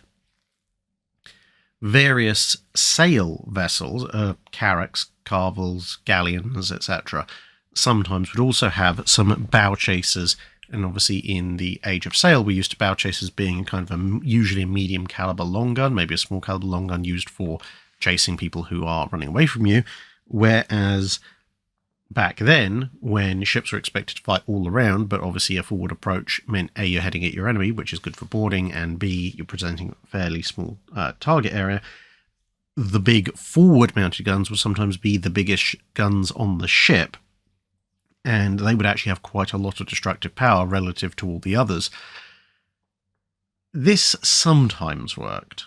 If you could focus in on an enemy, such as maybe close enough and accurately enough to shoot at something like their rudder, it could work out, but very often it kind of limited you to a very particular line of approach, whereas ships that had more distributed firepower tended to do better. But, as I said, occasionally there would be some good outcomes from this. For example, the Jesus of Lubeck, although hideously obsolete and in poor repair by the time of her destruction at the hands of the Spanish at the start of Hawkins and Drake's careers, she is an example of a ship with her heaviest guns fixed forward, and as she was gradually crapping her way, or trying to crap her way out of San Juan de Ulua, she managed to use her heavy forward guns to actually cripple and destroy and heavily damage a number of Spanish ships that were dead ahead of her, and they couldn't really do all that much about it. Bob asks, rewatching your range finding video, it got me wondering, how were land bombardment fire support missions accomplished, especially for far inland targets that they couldn't actually see? Often, obviously, the math and trigonometry is fairly simple compared to shooting a moving target at sea, but among other issues, how did ships in World War II accurately track their own position? It's actually surprisingly complex because the fire control computers used for targeting the guns generally assume that the target will be doing something. Staying static is actually, bizarrely, a little bit difficult for some fire control systems to handle. They can to a degree, but there's a reason that later in World War II you would see dedicated shore bombardment fire control computers brought in. And in fact, if you go on, say, USS Salem up in Boston, which I highly encourage you to do, then you will see, well, I think at the moment they don't have theirs, but there is a slot for it. If I'm remembering that correctly, they're looking to find out where it went. I think that on some of the Iowas, they do have a shore bombardment fire control computer, which, as the name suggests, is dedicated for that purpose. When it comes to inland targets they can't see, that's when spotter aircraft are quite useful, but also maps, because the last part, how did World War II ships accurately track their own position? They didn't necessarily need something like GPS, which obviously wasn't invented at the time. The ship doesn't really need to know exactly where it is on the planet to calculate a fire control solution, although knowing its approximate longitude and latitude are useful for certain calculations. What the ship needs to know is where it is relative to the thing it is shooting at. And that's really the bulk of it. At which point, working out where you are relative to a shore target can be as simple as getting your map out and then looking for a couple of landmarks, say a lighthouse and a pier, and going, okay, well, this lighthouse, let's say this is HMS Warspite, obviously, let's say Warspite is sailing, on the Normandy coast, it would be sailing from west to east, so its starboard side is facing land. So they might look at the map and go, well, currently there's a lighthouse and it's at bearing 120. And there's this pier that is also on the map, and that's at bearing 035. So you can draw those bearings using a protractor and go, right, well, we must therefore be where these lines intersect, which is here.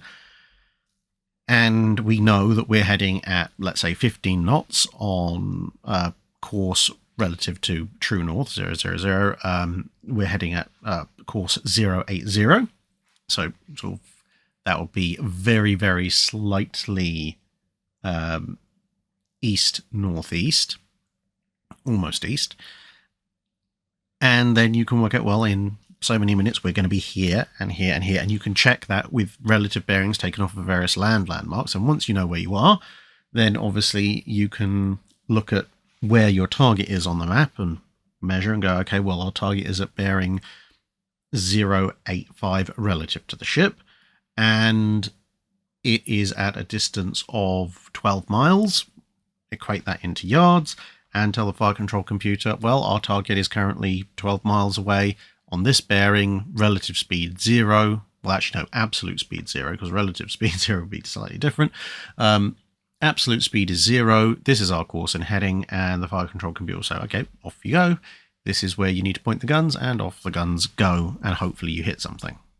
But as far as working out roughly where you were generally on voyages, obviously you'd start at a known location, and then you would know what your course and speed were, and let's work that out. So if you've headed southwest at a speed of 20 knots, you can, and you've done that for 2 days, then you can calculate that out into nautical miles, draw a southwest line and go, we should be here. And then you would take periodic corrective readings using the stars, the sun, the moon, etc., etc. And that would give you an updated version, because obviously wind and waves and currents might have changed your location. And then you go, oh, okay, well, strictly speaking, we should be here, but the other elements have conspired that we're now here, and replicate this as you go along. Richard Hasu asks, the Japanese fleet under Kurita at Seymour famously overestimated the strength of Taffy 3, which worked out poorly for the Japanese. Were there any instances in World War I or World War II where an overestimation of enemy strengths benefited the side that overestimated the opponent? And if so, what happened? Well, I guess you can split this into two cases. There's the case of what I would call a strategic overestimation, and in that case the British were guilty of that quite a lot in World War One, and it did lead to some benefits, because obviously you have the gradual evolution of the 13.5-inch armed battlecruiser, but in the wartime period you have all sorts of rather interesting intel reports about what the capabilities of the latest German battleships, battlecruisers and cruisers are going to be. And that meant that, panicking, thinking that the Germans were going to deploy 30-knot, 8-15-inch gun vessels, amongst other things, the Royal Navy delved into building counters to everything they thought was coming out. So you had Renowner and Repulse, Hood, the latter stages of the C-class, the D-class and E-class cruisers, even the Effinghams, the E-class, I suppose. Oh no, the E is the Emerald and Enterprise, but the Effinghams or Hawkins class, pretty much all of them, and even to a certain extent the R-class hunter-killer subs, are all designed in large part in response to a imagined German threat that doesn't actually exist and is massively overblown, which isn't necessarily too great for the budget in World War One, but it did mean that, whilst in some cases only marginally so, a lot of these ships were still useful by World War Two, because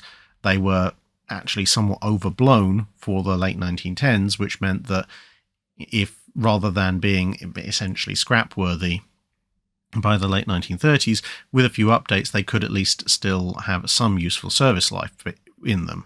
And then you've got, I suppose, tactical overestimation, which is when you think an enemy force is stronger than it actually is in a specific battle, which leads you, I suppose, to throw, well, you could either retreat, which is negative, or in the case of a benefit, it leads you to throw overwhelming force at a target, which then means that you end up, basically coming off with virtually no damage on your side and then thoroughly killed enemy on the other side.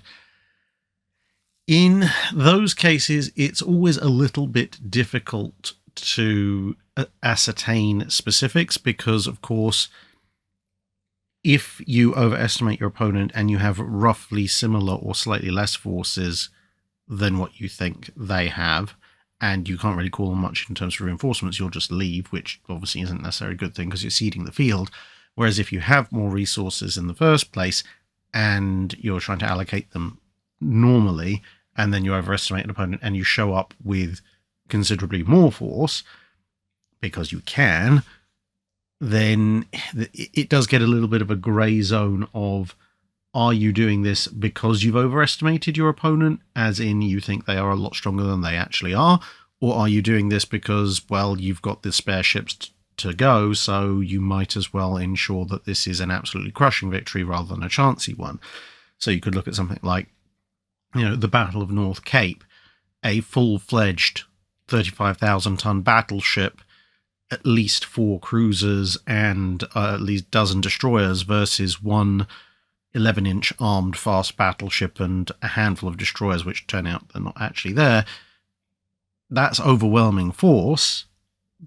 And similarly, when you look at the forces that were sent when Tirpitz was considered a threat, usually 2 fast battleships, a carrier plus cruisers and destroyers versus what would ostensibly be a single fast battleship. That's overwhelming force. But is it overwhelming force because they genuinely fear Tirpitz or Scharnhorst, or is it overwhelming force because the Allies have that many extra ships to throw at them?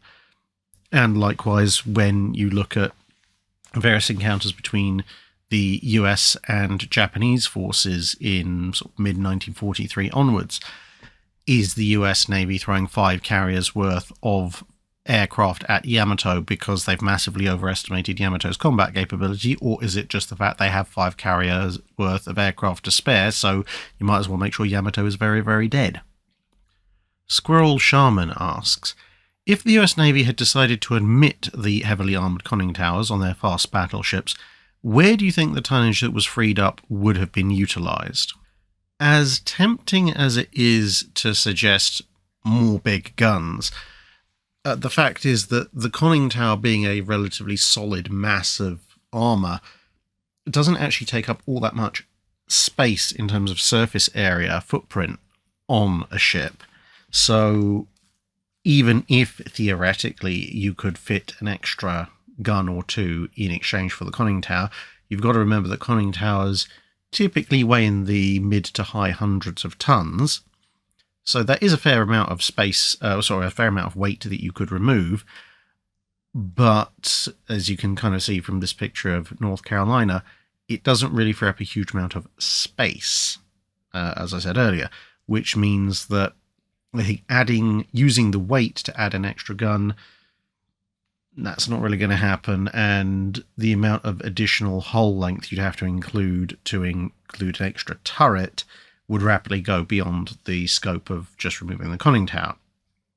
Personally, if they were going to remove the conning towers, I think the weight would have gone in one of two directions.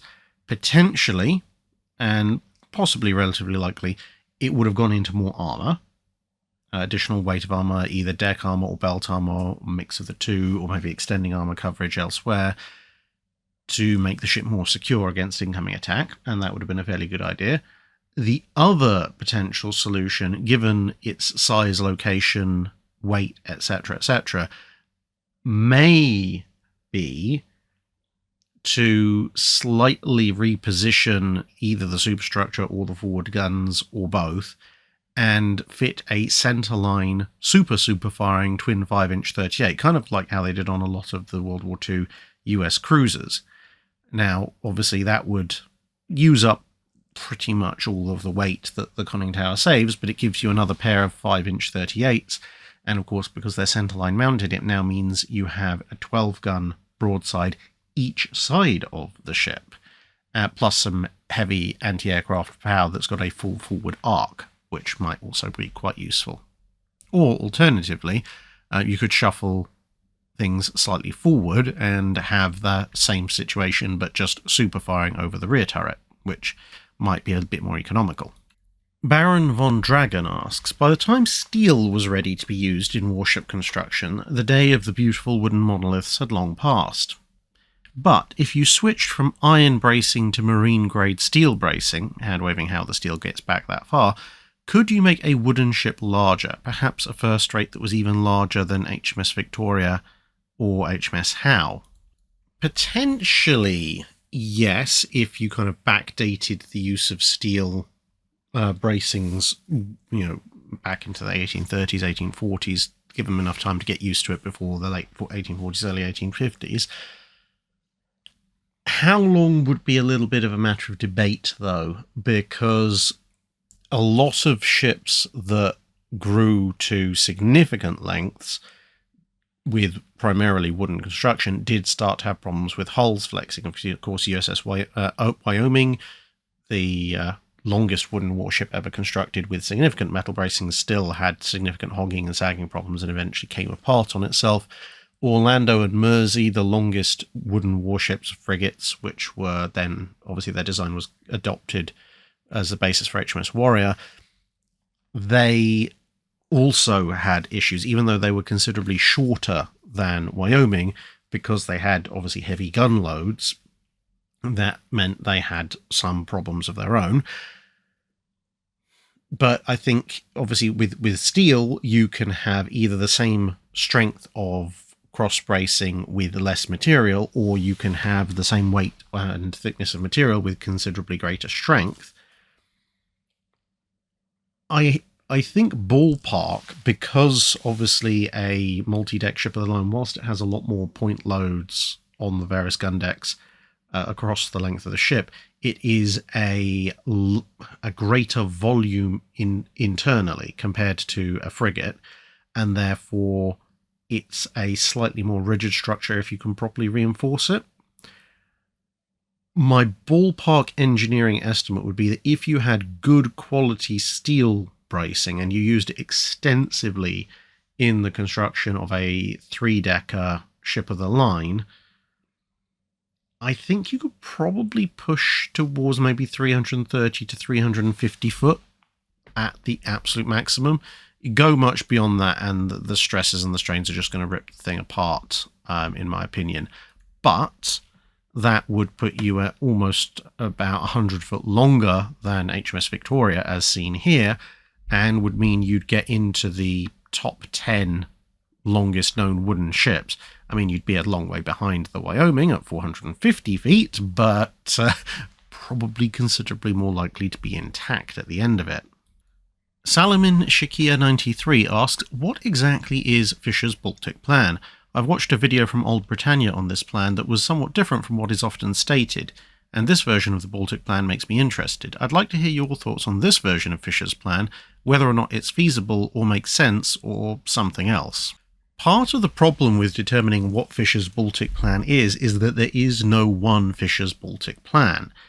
This isn't something that Fisher came up with at the outbreak of World War I and said, I know exactly how to defeat Germany in this particular conflict.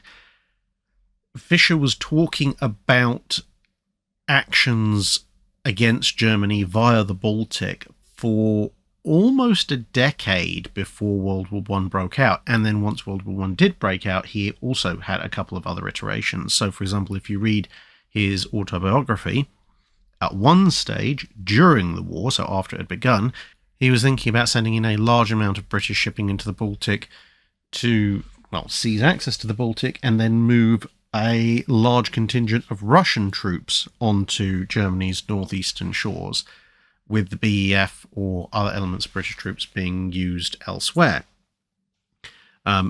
Way back in the mid-1900s, when he sent what was then the Channel Fleet to cruise into the Baltic, he panicked the Germans quite a bit by demonstrating that the Royal Navy could operate in the Baltic. And we know from primary source documentation from the German side of things that Fisher's plan to essentially trick the Germans into invading Denmark, thus allowing the Danish army and the BEF or similar to hold the straits between Denmark and Sweden and thus allow the Royal Navy continued access to the Baltic to cut off German trade. We know the Germans would have fallen for that because that's exactly what the Kaiser and von Moltke discussed they would have to do should the British threaten to go into the Baltic.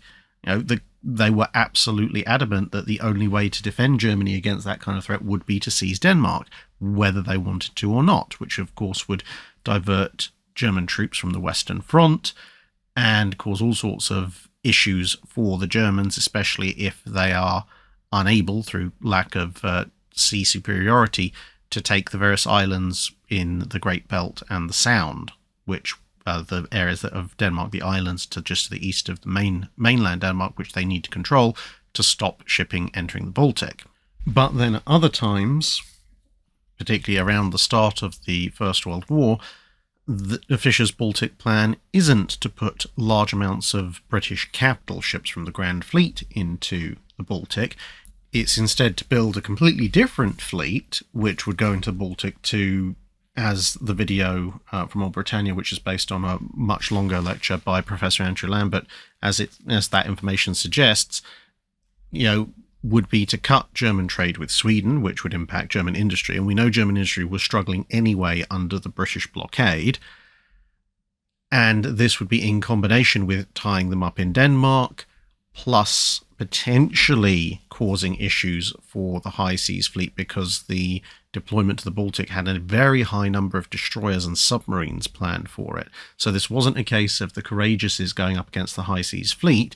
This would be a case of the Courageouses and various cruisers going around primarily dealing with the trade issues, and the high seas fleet, which would have to go via the Kiel Canal, then having to run into submarine-laid mines, and then submarines, and then destroyers, basically torpedo attacks in very confined waters before they could break out into the Baltic.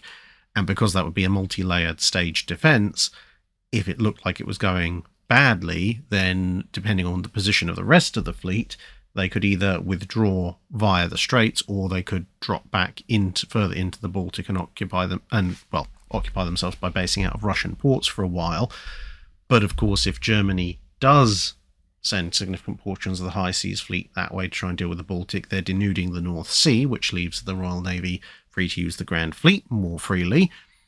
And if the Grand Fleet is used to threaten access to the Straits, i.e. sails with this big armada initially, then the best way, apart from obviously also going after Denmark, the best way of preventing that from happening is to intercept the British forces with the High Seas Fleet before they reach the Denmark Straits, as opposed to the Denmark Strait, which is in the North Atlantic, and that would force a battle of annihilation between the High Seas Fleet and the Grand Fleet, which also is what Fisher was kind of hoping would happen.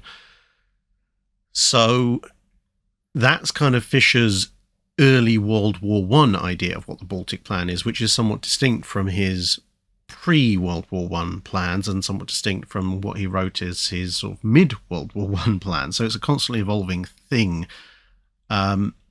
Would this work? Well, it's an incredibly complicated operation, and as we know, complexity has many potential fault lines, but in theory, if he manages to pull it off in the sequence that he planned it, i.e., threaten the Germans, so forcing them to deploy the High Seas Fleet, and it gets hit by the Grand Fleet, and if they don't do that, or even if they do, they still have to go off to Denmark, which ties up German resources, and then you diminish German industry at a time when German troops and ammunition expenditure is even higher than it is normally. And then if the High Seas Fleet hasn't been hit by the Grand Fleet in the North Sea, then they have to go through the Kiel Canal to try and unlock the Baltic. And to be perfectly honest, you don't have to sink the entire High Seas Fleet, but if the High Seas Fleet is trying to extract itself from the eastern end of the Kiel Canal, and let's say half a dozen ships have hit mines, we're talking about capital ships here, have hit mines and been torpedoed by submarines, that's pretty much going to put an end to any further attempts, because only a lunatic would attempt to try and force the High Seas Fleet through what is clearly a trap, and which has already cost them potentially a number of ships sunk or badly damaged, because to continue to do so is just going to cost them even more ships sunk or badly damaged. So yeah, there is a reasonably decent path through which this plan could succeed, but there are, as I said, multiple points of failure where it could all go horribly wrong as well. Such is the nature of complex plans designed to cripple the enemy in fairly short order and knock them out of the war quickly, as opposed to the more gradual economic strangulation, which was generally preferred by Britain in most, but not all, cases. Greg M. asks, why were steel warships armoured only against guns of their own calibre? Was it not clear through most of the period that bigger and or more effective guns of a given size were coming along fairly quickly? Why not armour a 14-inch gun ship, for example, against 15 or 16-inch naval shells? Was the trade-off in cost, speed and or armament too great? Did the interwar naval treaties contribute to this pattern, or did it really not matter all that much in practice during World Wars I and II?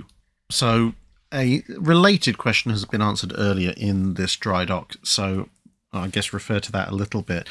But for the specific elements of this question, it's mostly down to a cost-benefit thing.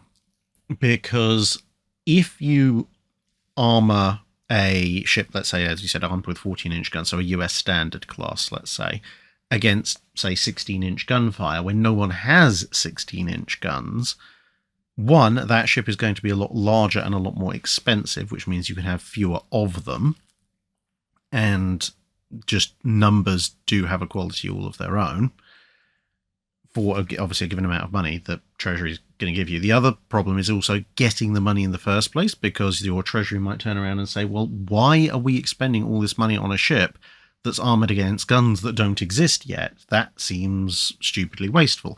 And you could try and explain the concept of future-proofing, but try and explain the concept of anything other than why are you spending my precious money to bean counters, and, well, good luck. And part of the problem is a serious risk of escalation. And if you do this, and this data becomes known, then everyone's going to look at your ship and go, okay, well, they have armoured their ship against 16-inch gunfire. Clearly, my ships will now have to be 16-inch or more armed to deal with this ship. And, of course, if they armour them against their own guns, you've now got, let's say, a ship with 16.5-inch guns armoured against 16.5-inch guns, so it can now hurt you, but your 14-inch armed ship cannot hurt it. And this also comes into play when you're talking about ranges, because if a 16.5-inch armed ship now can easily penetrate your armour at comfortable battle ranges and is armoured against its own guns, you're going to have to get very, very, very close, passing through a huge amount of space before your guns can hurt them, during which time you're probably going to get badly shot up. And the ability of nations to turn around new designs of ship actually significantly outstrips the time it takes you to actually build the ships in the first place. So you would basically be buying yourself a very temporary advantage against the current generation of ship, but forcing your opponent to build a ship that is so overwhelmingly powerful that your very expensive ship that you've just built becomes practically useless almost immediately, which is not a position you really want to be in.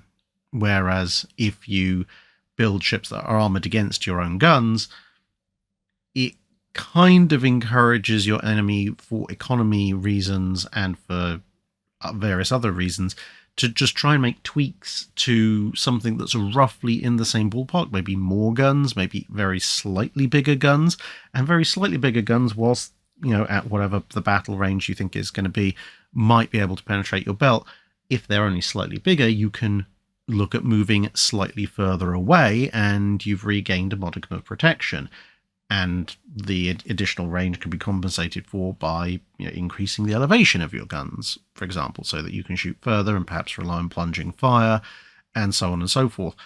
So it's a way, to a certain degree, especially with the Age of Steel, of mitigating against immediate obsolescence of the ships you've just built, whilst also encouraging your opponents to not rock the boat quite so much in terms of ship design.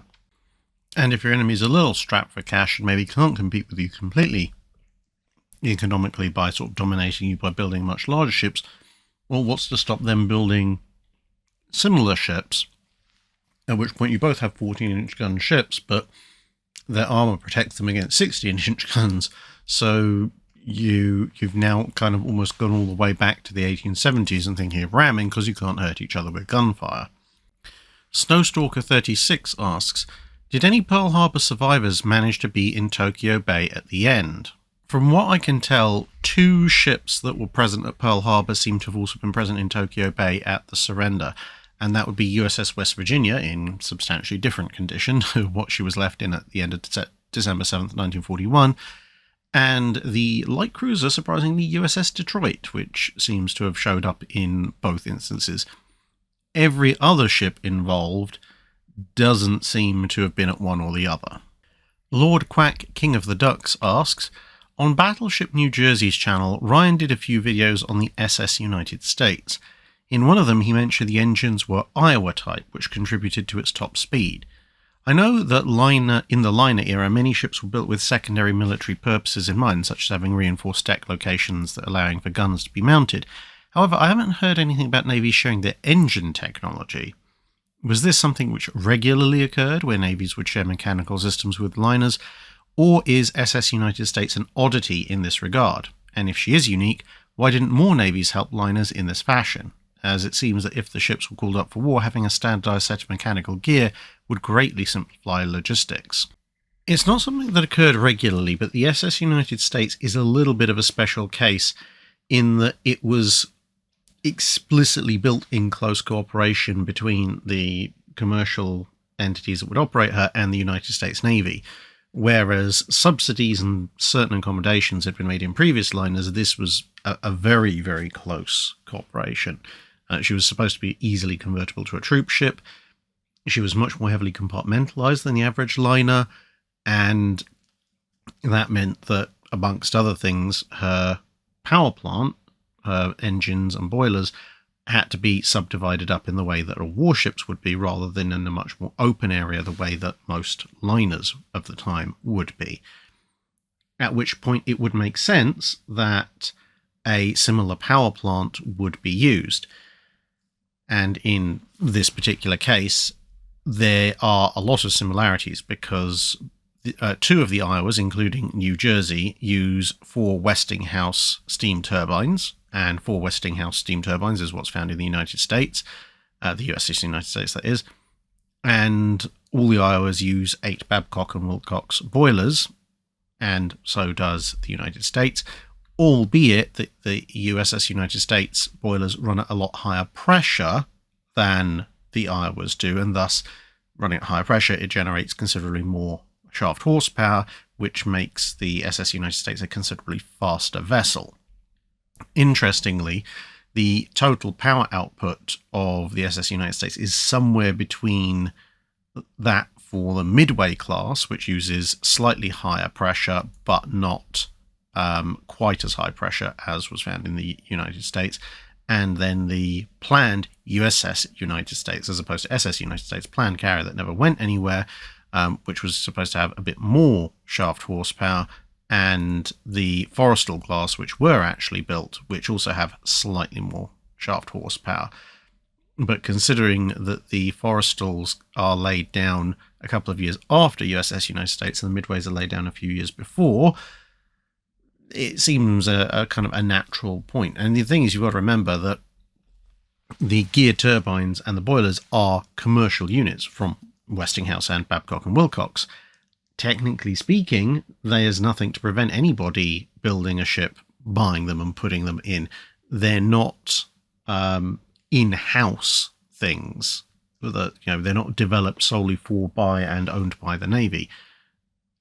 But in the circumstances we just discussed about their construction, it makes perfect sense that the US Navy will go, well, hang on, we're forcing you to have a subdivided engine system. Well, we have exactly the boilers and engines that are needed to be fitted into a subdivided engine system. So, we'll put you in contact with the relevant people. They can install them. And as Ryan correctly said, they're not exactly the same as what you would have in the Iowas, but they are, they can definitely be described as Iowa type. They're from the same manufacturer. I suspect the turbines are identical, if not very, very close to, and the boilers operate on exactly the same principles, as I said, just at a slightly higher pressure. You could argue that possibly the United States was also serving as a kind of test bed for these extremely high pressure boilers being utilized on a very, very large scale vessel, which would obviously help inform your supercarrier design. The only caveat that I would put onto that assumption would be the fact that the initial voyages of the USS United States are occurring at around about the same time that the keel laying is occurring on the Forrestal class. So if the United States is a test bed, you'd be skating it very, very, very close to the wire for the Forrestals if the machinery turns out to be a dud. Pedden Harley asks, greetings from the mezzanine shell storage platform of Turret 2 of BB55. Apparently there is Wi-Fi here. Well, there's got to be, because there are sure as heck ain't no phone signal getting down that far. The special features of Turret 2 on this ship, the extra level of shell storage, the ability of the fire control station in the gunhouse to control all 3 turrets, the physically high above the waterline rangefinder, etc., made me wonder about the compromises accepted in making B turret in the King George V design a 2-gun turret. I know having the tallest barbette being the smallest in diameter would result in the greatest weight savings, but is there any significant loss in capability in doing so, such as a lesser amount of shell storage, the highest rangefinder of the gun turrets also being the smallest one, etc.? Could an argument be made that a Pensacola-style layout with the 2-gun turret in A position and the 4-gun turret in B position would result in a slightly more capable ship? It might also mean that the small turret forward makes extensive torpedo protection for the magazines a bit easier, and B turret with 4 guns is less prone to interference from water taken over the bows, a significant issue with the King George V's. Or are weight savings the most important factor, and by the time turret rangefinders and backup fire control matter, things have already gone quite horribly wrong? Theoretically, there would be advantages, as you mentioned, and as you can see here from this close-up of, I think it's Duke of York, whilst there are rangefinders on B turret, they are of necessity smaller than those on A turret, so, having a larger rangefinder higher up is good, and by World War II, most modern ships, and indeed most refitted vessels, are taking ranging data data from a variety of sources. Obviously, you have the primary spotting and range-finding positions much higher in the ship, but because the turrets can fit much, much larger rangefinders, if you were halfway good, you would have multiple inputs on range wherever possible. And so, yeah, there would be a slight advantage in having B turret be the quad turret. The biggest advantage, I think, are actually, well, two issues you highlighted. One, torpedo protection would be a lot easier with the twin turret being further forward because there's more depth, and especially for the King George V because of the water coming over the bow, the quad turret being the super firing one would be quite helpful because it'd be at less risk. The shell storage issue is not so much of a problem because outside of real emergencies, each turret relies on its own magazine, and yes, the barbette being smaller, etc., means that B turret has fewer shells, but it also has 2 fewer guns, so the number of shells per gun is pretty much going to be consistent.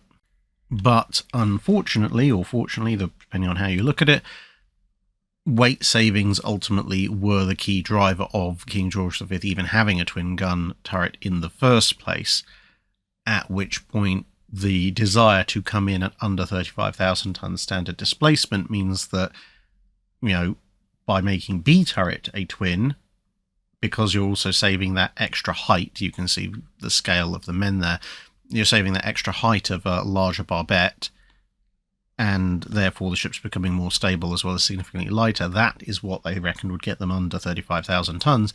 If you switch around and you now have a much taller quadruple turret width barbette, then maybe you're not actually going to get under 35,000 tons.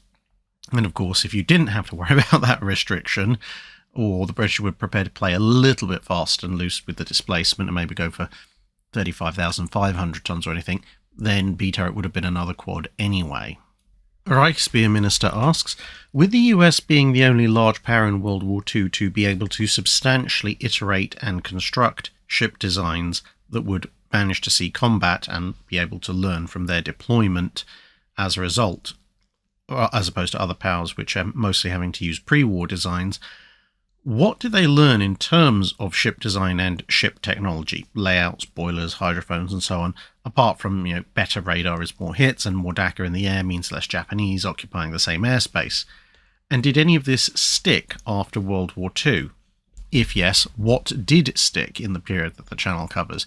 Did they learn anything valuable from the Japanese, German, or Italian forces in the same time? There were specific lessons learned from various Japanese, German, and Italian vessels. So, for example, the US Navy was quite interested to pick up on the various things that the Germans had managed to develop for their U-boats. Obviously, the Mark 18 being the Bureau of Ordnance's idea of what constituted a copy of the G7E torpedo, and German acoustic homing torpedoes, the work that the Germans did on what we would now call full diesel-electric submarines. Obviously, regular subs were diesel-electric as well, but you know what I mean, the Type 21s and so forth. So they were quite willing to learn from that kind of stuff. Some of the Japanese electronic warfare stuff was vaguely interesting. But in terms of being able to build full-scale, if you like, early 1940s generation warships like the Baltimores, for instance, I think the main things that came through and definitely stuck was a mild obsession with anti-aircraft defense. So obviously at the start of the US involvement in the war, you've got 50 cal machine guns and 1.1 inch, very rapidly moving through to 20 mil, and obviously the 5 inch 38s coming in as well, and then moves to 20 mil and 40 mil. Then basically the 20 mil goes back out of fashion towards the end of the war, and you start to see the automatic 3 inch come in, then immediately post all the automatic 6 inch with the Worcesters, and then very rapidly moves on to missiles. And the US, sort of going past the period the channel really covers, kind of stayed obsessed with having a lot of anti-aircraft defense available for their ships. The Fletcher's great survivability just by having that splinter-proof hull plating, I think also made a fair impression. That stuck around for a fair bit in the US Navy. And of course, it gave them a bit of a leg up for propulsion as well, because they were able to start off the war with high power, high pressure propulsion systems, and then introduce even higher pressure propulsion systems in some ships towards the end of the war, which then allowed them to springboard off to still higher pressure propulsion systems going into the 1950s. And the ability to operate so many carrier aircraft from so many carrier hulls gave them some very good ideas about what the next generation of carrier attack aircraft could be. And this is, in part, is why you kind of see the extinction of the dive bomber and the torpedo bomber as dedicated aircraft, and you start to see the introduction of aircraft like the Sky Raider, which are sort of combination all-purpose strike craft and can kind of also do a sort of fighter job, although dedicated fighters do remain a thing.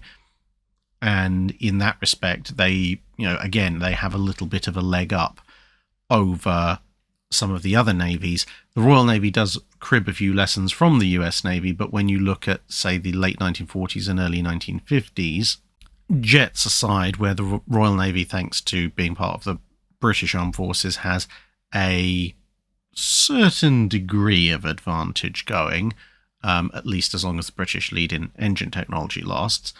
But the Fleet Air Arm's various attempts at combination strike aircraft and dedicated fighters in some ways go all right, but I think at the end of the day, the Royal Navy does buy Sky Raiders, which kind of tells you a lot. Now, granted, those are airborne early warning Sky Raiders as opposed to the strike ones, but it just shows you the sheer versatility of the Sky Raider versus something like the Westland Wyvern, which wasn't going to be equipped with a airborne radar anytime soon. Peter Guy asks, in the previous Drydock 281, you opened with a hypothetical about an innocent young lad who's had a bit too much rum to drink while docked in a US port. As many people correctly pointed out, this likely would not violate US prohibition laws in the time of prohibition, which we really only concerned with the importation of alcohol. How about another hypothetical, though? This sailor is a chronic miscreant. He leaves for shore leave and promptly seeks out the shady characters on the waterfront who can introduce him to the places he really wants to visit. First, he goes to a house of ill repute, and then to a speakeasy, which is then raided. He's detained in the drunk tank overnight and possibly criminally charged. In addition, when he returns to the ship, he's suffering from a rather unpleasant malady from his first stop. So what happens here? Are the authorities required to simply hand him back over to the ship's officer, and a couple of Marines, more likely, who have then come to bail him out of jail? And if they don't hand him over, does this cause a diplomatic incident? When he gets back on board, does he get disciplined by spending a few days in the brig, or is he just allowed to sober up and head to sickbay for a shot of penicillin, and then no more shore leave? So, very broadly, if sailors commit crimes ashore that would essentially be classed as administrative crimes, so drunk and disorderly, that kind of thing, crimes that would usually be punished by a fine or maybe, a day or two in the local jail, those kind of crimes, sailors would be expected to be turned over to the ship's security and taken aboard. If you refuse to release sailors at that point, then yes, it potentially could eventually escalate into a diplomatic incident, because it would generally be held you don't have strong enough grounds for holding them. It's when crimes get to a higher level, like, somebody was badly injured in a pub fight or something, and investigations have to take place and potentially serious charges have to be levelled, then the local authorities have a much stronger grounds for detaining people, albeit even then sometimes it doesn't happen.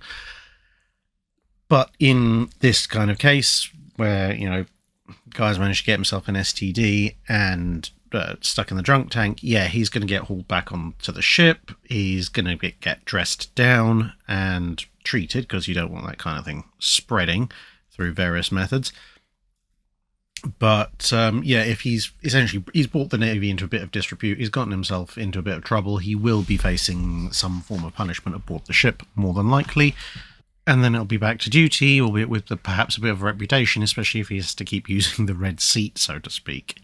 Toreno asks, in the aftermath of the sinking of USS Maine, there was the famous accusation that Spain had been responsible for her destruction, stirring up support for the American intervention in Cuba. I've also seen claims of sabotage in the 1955 sinking of Giulio Cesare, although in both cases these losses seem to be just unfortunate accidents. My question is, has there ever actually been a case, or at least a strong suspicion, of a nation attempting to sabotage or destroy a ship of another nation whilst they're at peace? Presumably, it must have been thought of as a possibility by some for the accusations to be thought of in the first place. Well, there is an awful lot of speculation and evidence both ways surrounding the destruction of Giulio Cesare, potentially sabotage, I guess. I mean, technically speaking, December 7th, 1941 would count. That definitely is Japan attempting to destroy the ships of another nation whilst they are both technically at peace, but it's probably a little bit overt to be counted as an act of sabotage. Now, whilst a fair number of ships have either burned or exploded at random in port, when you filter out the ones that caught fire or exploded whilst the nation was at war, then you leave purely the peacetime ones, and then you rule out the ones where the causes are definitely known not to be sabotage, or there's no strong suspicion of it. You actually end up with very, very few. Of course, when ships randomly explode, there is always a certain suspicion of sabotage, but it's usually directed either at internal dissenters or at mutiny within the crew or something like that. It's relatively rare that fingers are pointed in peacetime at another nation with which that nation is at peace. It does happen at times, but at least as far as I can recall, I don't think anyone's actually proven a case of sabotage that destroyed a vessel of a nation that was proven to be by agents of another nation whilst both nations were actually completely at peace. There have certainly been attempts, but I don't recall anything being particularly successful on a large scale. Roadrunner Meat asks, do we know what the G3-N3 naming conventions were going to be? And if not, what would your best guess be? Well, the G3s were ordered, but no names were given with the orders. The N3s, of course, were never laid down. There's some speculation as to exactly what stage the G3s were at when they were paused. And we know they'd been ordered. Some evidence suggests that at least materials had been laid down. Others suggest materials had been gathered but not laid down, but whatever. The long and the short of it is that we don't know what the naming convention was going to be. Some have speculated that the G3s would restart the original battle cruiser names, so the I's in Invincible, Indomitable, Inflexible, and Indefatigable. Personally, I don't think that's particularly likely. The Royal Navy didn't usually recycle names quite that quickly, especially considering that Invincible and Indefatigable had met rather messy fates relatively recently. The other notion for the G3s, which I tend to find works a bit more, is that they would have continued the Admiral class naming system that was curtailed by the cancellation of the Admiral class battle cruisers. So, and the reason I say that is because when you look at continuous development of various ship classes in the Royal Navy, especially in the early 20th century, if they have names that have been selected for a type of ship, and then those ships get cancelled, the names tend to get kicked down the road to the next class. Sometimes that takes a little while. For example, Minotaur and Polyphemus were supposed to be light cruisers of the 1930s, and that those names get kicked down through multiple classes until eventually you do get Minotaur as one of the very last Royal Navy light cruisers before the Tiger class, but it takes a while for the name to actually stick on anything. So at that point, I think you've got Hood as the lone example of her class. You've also got Rodney, Anson, and Howe, which was supposed to be the other three. So I think those would definitely be used.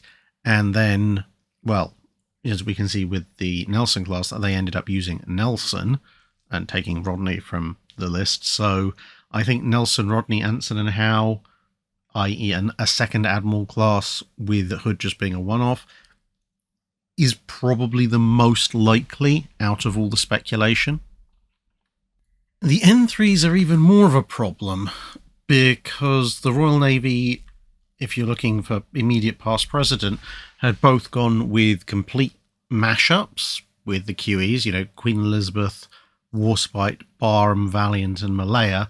Okay, we know why Malaya is an odd one out, but the exact relationship between Warspite, Barham is an admiral. Warspite is an old ship name that the Royal Navy's used quite often. Queen Elizabeth hasn't been used by the Royal Navy for a long time. They just kind of randomly brought it back.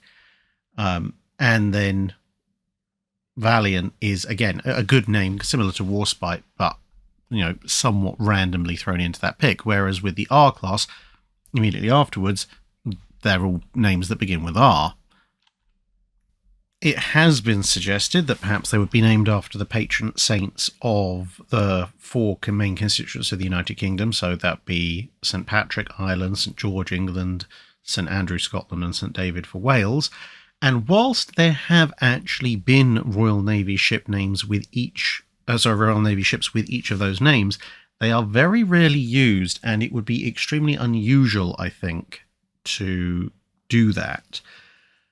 At first, I thought maybe you could flip that theme around and maybe use the Latinate names. So Britannia, Caledonia, Hibernia, and Cambria. That runs into the slight problem. There's never been an HMS Cambria as a ship. There is an HMS Cambria at the moment as a Royal Navy Reserve unit. And there was an HMS Cambrian at the time, but that was a C-class cruiser. And given that it's the 1920s, Hibernia, Ireland, might be a little bit of a politically sensitive sore spot at that point. Which is a bit of a shame because Caledonia, Britannia, and Hibernia all actually have fairly good histories with the Royal Navy. So I think that kind of naming convention, naming one after each constituent part of the UK, whilst attractive, I don't really see it taking hold in any particular way, shape, or form. There's just a few too many problems with it. Now, I'm going to go out on a limb and suggest they're probably not all going to use the same letter, because whilst the R class is the immediate preceding battleship class, they are pretty much unique in the 1900s, 1910s, and past the 1920s into the World War II period in terms of Royal Navy capital ships naming conventions.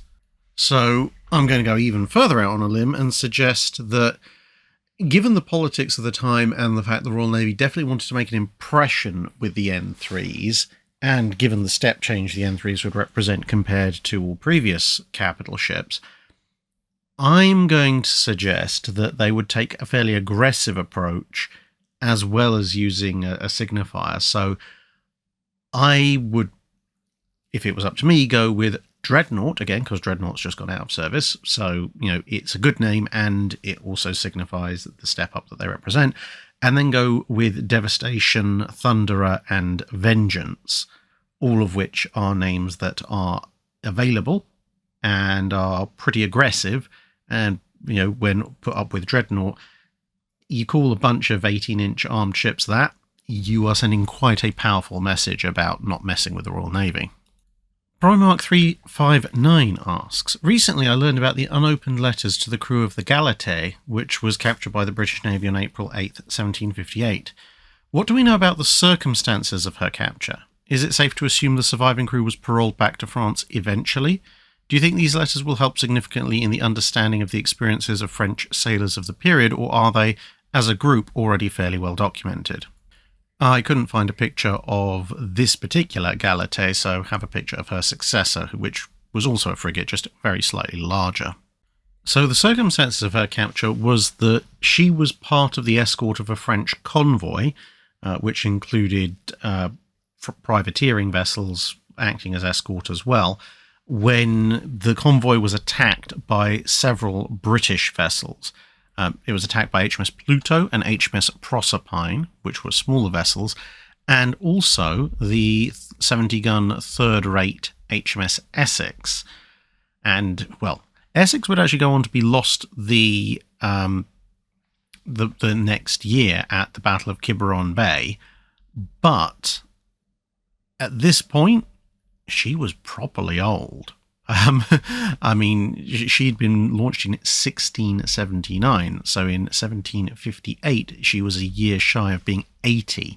Been through a few rebuilds, but in any case, Essex was the one who actually ran down at Galatay and captured her. One of the privateers and one of the transports was also captured, but it seems that the majority of the convoy did escape. Just in case you're interested, Pluto and Proserpine were actually fire ships, as in the dedicated purpose-built fire ships in use as small frigates. We do know that some of her surviving crew did make it back to France eventually, because we have some records showing that they signed on to ships, other ships in French service much later on. However, how long it took them to get back is a little bit of an open question, because 1758 is relatively early in the 7 Years' War, and although the massive prison hulks of the Napoleonic Wars were not yet a thing, the Royal Navy wasn't massively keen, even in the 7 Years' War, of letting large numbers of trained French sailors head straight back to France, where they could potentially re-embark and continue fighting the Royal Navy. So whilst, yeah, it's probably safe to assume the majority of the surviving crew did make it back to France, eventually it probably wasn't for a little while. As far as will the letters help in understanding the experience of French sailors of the period, I think they will.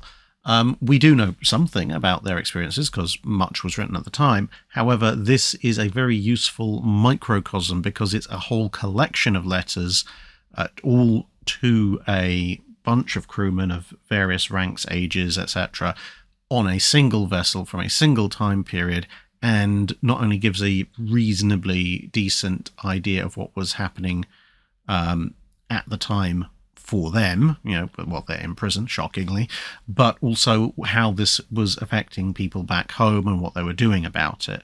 So whilst there is other documentation, I think this is going to be a very valuable resource going forward. Paul from Chicago asks, I was listening to Dr. Clark's excellent lecture on HMS Unicorn, honestly, not an aircraft carrier gov, earlier today, and I'm looking up the ship in question. It got me thinking, where does freeboard end and superstructure begin? And how does air draft enter into this? Well, strictly speaking, freeboard is the height above water, either for the whole ship, if you want to be conservative, or for a specific portion of the ship, if you want to be more precise. The height above water wherein it is not possible for water to gain access to the internal part of the ship under normal circumstances.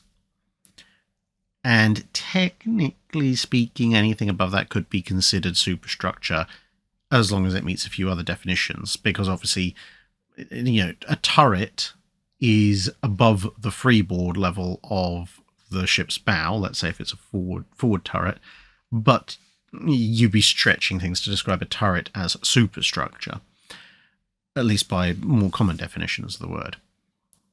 But where this gets a little bit interesting is where you do have openings in the ship, but which could potentially be closed and made watertight. So, looking at Unicorn, for example, and usually the scuttles or portholes, they are usually treated as part of the structure that allows for freeboard because they're not supposed to let water in.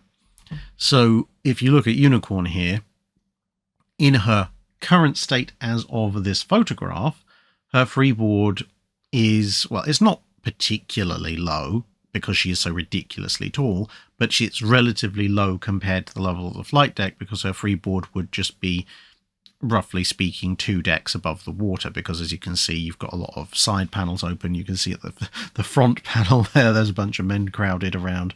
So that is the level where water could ingress the ship, therefore that is the freeboard level. However, if all of these areas are sealed off by shutters, hatches, etc., etc., and those are rated as watertight and strong enough to withstand wind and waves under most regular circumstances, that now increases the ship's freeboard to the next level and the next level and so on and so forth until you reach an area where you really can't make any plausible justification for this being properly watertight. So on most ships, this is a fixed level. So, on a battleship, for example, you'll have the freeboard at the bow, the freeboard amidships, and they usually take a freeboard on the quarterdeck or fantail as well, because there's sometimes a step down there. But for something like Unicorn and other aircraft carriers with these large ventilation and access hatches and so forth in the side, their freeboard can actually vary on the technical definition of freeboard quite substantially. Whether or not, when it's all opened up like this, that means that the hangar decks count as superstructure or not, that's another debate, which I'll leave for another time. Mason asks, how effective were the Kriegsmarine bombardments supporting the army on the Eastern Front? And what about the Soviet Navy? How did they support the Red Army? Well, I guess you can look at it in two ways. In one respect, they were ineffective in they didn't stop the Red Army, obviously. But on a local level, the shore bombardments the Kriegsmarine provided often were very helpful to the German land forces. You had a mixture of light and heavy cruisers, including some of the Panzerschiff, which were providing fire support, and quite often they were seen to cause relatively significant casualties to the Soviets. I mean, you're talking about 11-inch and 8-inch guns, as well as batteries of 5.9-inch, which could do some pretty nasty damage if properly aimed. And of course, the Germans did have the technology and forward reporting capabilities to help with that particular mission. And the shore bombardments went on for basically the last 3 years of the war. And in a number of battles, it's notable that where the Soviet units were in range of the Kriegsmarine shore bombardments, their advances were slower, or in the case of a few counterattacks, the naval fire support made the counterattack possible, even if those counterattacks had varying degrees of success overall. So, within reason, the Kriegsmarine didn't do too bad a job, actually, at shore bombardment. As far as the Soviet Navy is concerned, they had far less of a shore bombardment support role. I mean, as you might guess from the fact that the Kriegsmarine had formations of ships out there on the front lines doing shore bombardment, the Soviet Navy, particularly in the Baltic, wasn't really in a position to oppose the Kriegsmarine.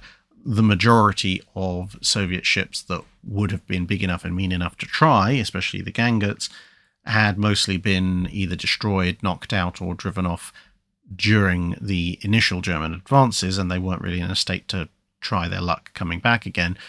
There were a handful of Kirovs around and so forth, but broadly speaking, the Russians didn't use the Baltic fleet for shore bombardment because, essentially what they had left was too vulnerable to Kriegsmarine and Luftwaffe units if they tried to get that close to the front line.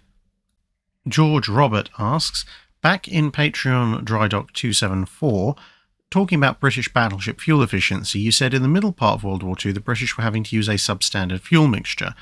I wasn't aware of that. I guess I never thought beyond Britain having enough fuel to use as vast flaming welcome mats for invaders back in 1940 and 41, and didn't consider its quality. Could you tell us more about this substandard fuel mixture? Well, one of the things you've got to remember is that both fuel situations can be true. In 1940, when there's not a huge amount happening in the Mediterranean, the Italians haven't quite entered the war, and when they have, it's kind of slowly gearing up. The Japanese are completely silent, and operations off Norway are beginning to wind down. At that stage, the Royal Navy and Britain as a whole has an awful lot of fuel. It has fuel to quite literally burn. Apart from anything else, after the evacuation from Dunkirk, there's not really much of a field army fighting in Europe either. And without the Italians really getting massively stuck in at that point, there's not a lot happening in North Africa, etc., etc. So at that stage, Britain is importing a lot of fuel and they're surplus, whereas by 1943, the Royal Navy is larger, the RAF is larger, you now have the ongoing campaign in North Africa, you now have war with Japan, you have the bomber offensive going on, you've got mass convoy escorts needing fuel, so all of a sudden, there's a massively greater demand for fuel in 1943 than there is in 1940. And so, whilst Britain may be, suffering from an embarrassment of riches oil fuel-wise in 1940, even with even more fuel coming in, she's actually running a bit pillar to post by 43. Now, in that vein, the Journal of Naval Engineers and its predecessor, papers on engineering subjects, both Royal Navy publications, have an awful lot to say about this in the immediate post-war environment, and actually during the war as well. The problem at its core seems to have been that around 1942, there was kind of a confluence of nasty events. Firstly, the fact that the higher fractions of crude oil were in more demand for things like aircraft fuel meant that the Admiralty was forced to accept a reduction in the quality of bunker fuel that was being supplied to its ships. So the viscosity increased, the permeability of it increased as well. So with the better quality fuel that the Royal Navy had in the early part of the war, if water got into it, water and oil, as you know, will generally tend to separate. So whilst not brilliant, this wasn't a huge issue. Whereas as the bunker fuel kept getting worse and worse and more viscous, water tended to penetrate and permeate the oil rather than separate from it. And in actual fact, in one of the papers, it's related that at one point severe saltwater contamination resulted in the saltwater and the viscous oil mixing to such a degree that they formed a almost solid sludge which was incapable of being pumped and had to be gotten out of the fuel tanks manually with shovels, which gives you some idea of just how solid that had gotten. So you had this lower quality fuel on the one hand. Then you had the fact that, with some of the latest and greatest in the Royal Navy's tanker fleet having been sunk, they were having to take on fuel from whatever tanker they could get hold of. And some of the older tankers had saltwater contamination issues in their tanks. And then, especially for the King George V's, quite a number of the liquid-filled layers in their torpedo defense systems were also part of the, torpedo defense systems, as well as being fuel tanks. They were full of fuel initially, that's the liquid layer, but as the fuel burns off, salt water was admitted partly to keep the ship in trim, and partly because once the fuel was gone, you still needed a liquid to form an effective torpedo defense system.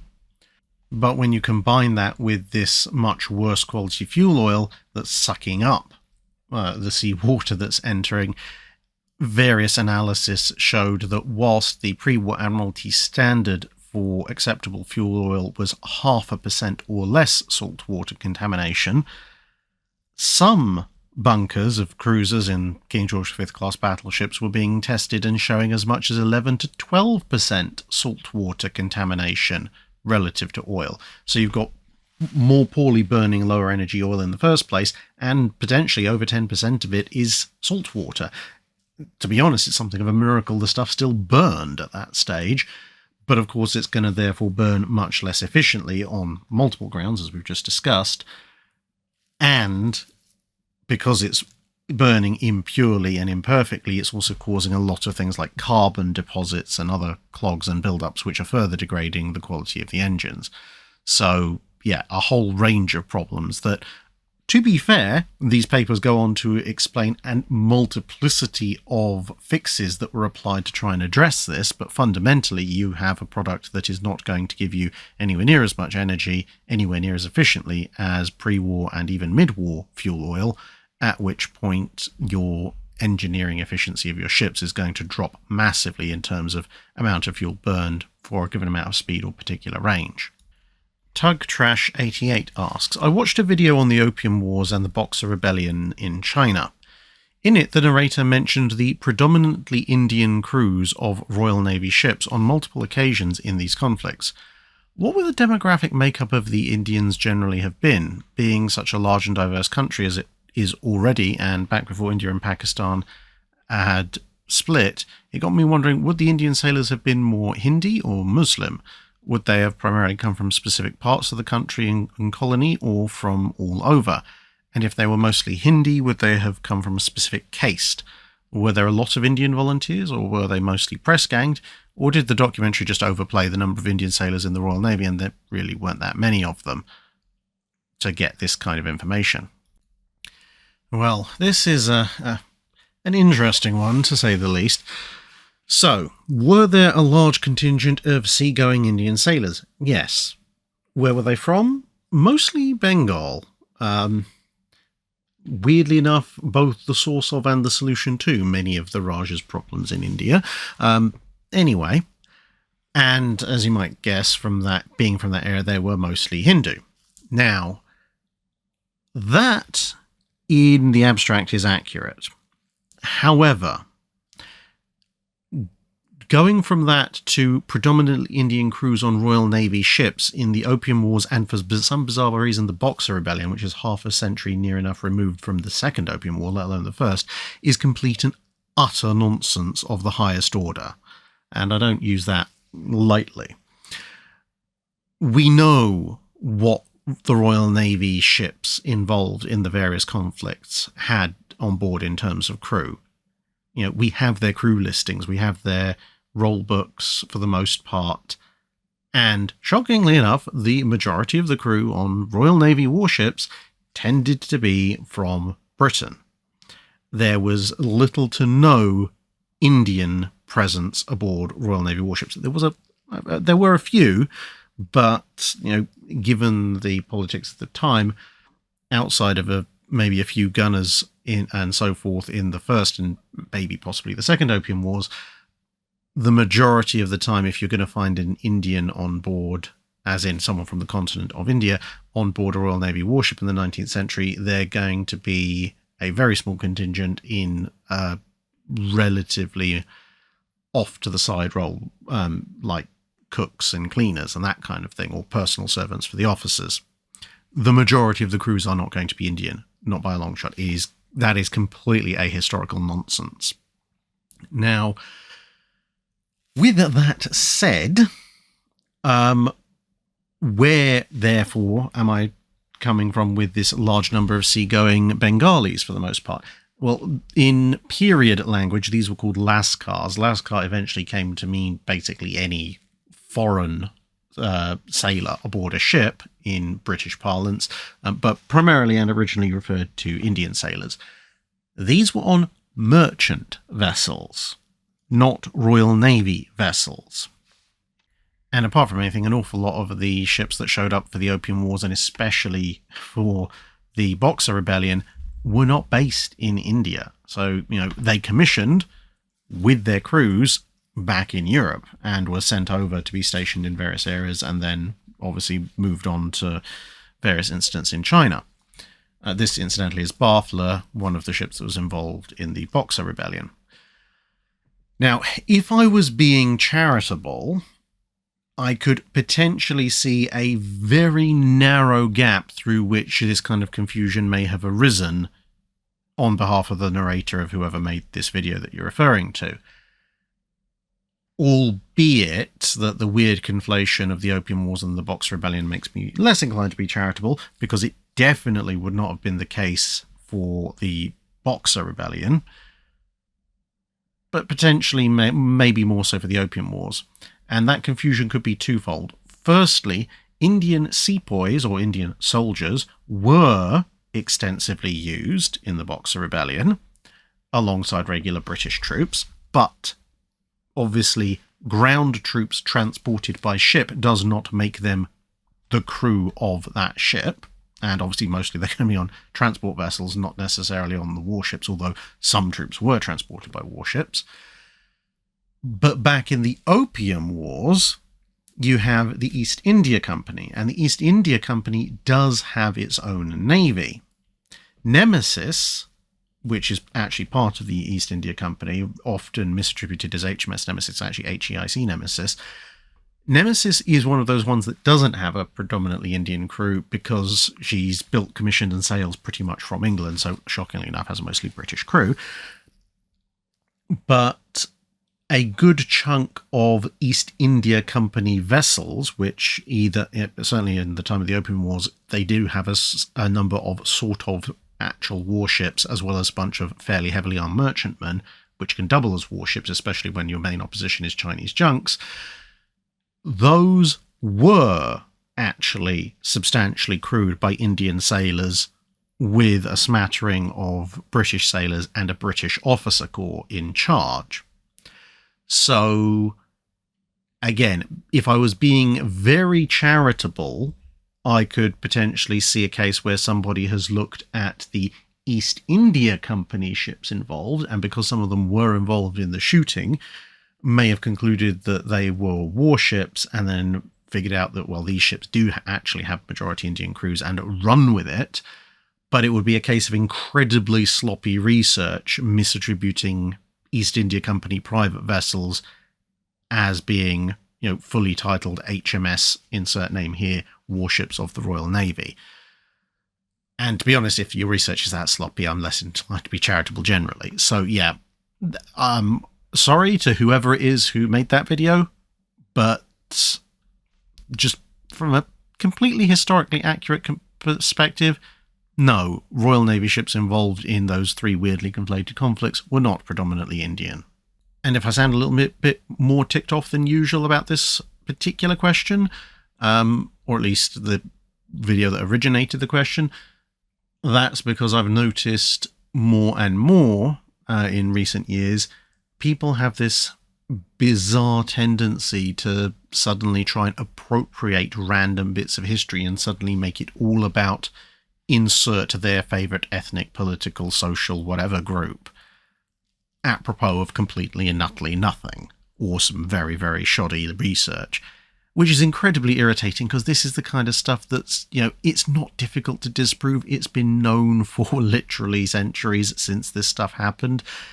It offends me more the fact that a lot of these kinds of groups think we're dumb enough to fall for it more so than they're dumb enough to come up with it in the first place.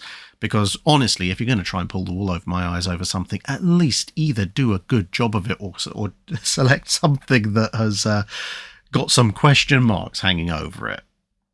As many of you know, I'm half Bolivian, but I'm not about to get up on a stage and announce to everyone that, the Spanish didn't really conquer the Inca Empire. The conquistadors were mostly other Incas, nothing to do with those Europeans, just a few, half a dozen random Spaniards and all that. And yes, I know the conquistadors did attract a following of locals who weren't too happy with the rather major civil war the Inca Empire had just fought, but there is a difference between these other conquistadors and they, engaged a bunch of nearby locals to help them out versus, oh yes, well actually most conquistadors were Inca, so it wasn't actually a Spanish takeover.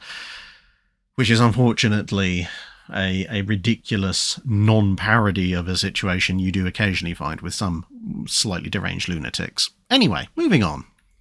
Asaria Sky asks, following on from last month's question regarding a rushed British airstrike on the High Seas Fleet, what impacts do you expect the strike to have on the Washington Naval Treaty and, feel free to treat this part as a bit of a laugh, Billy Mitchell's test? Well, this is back on a bit more familiar ground.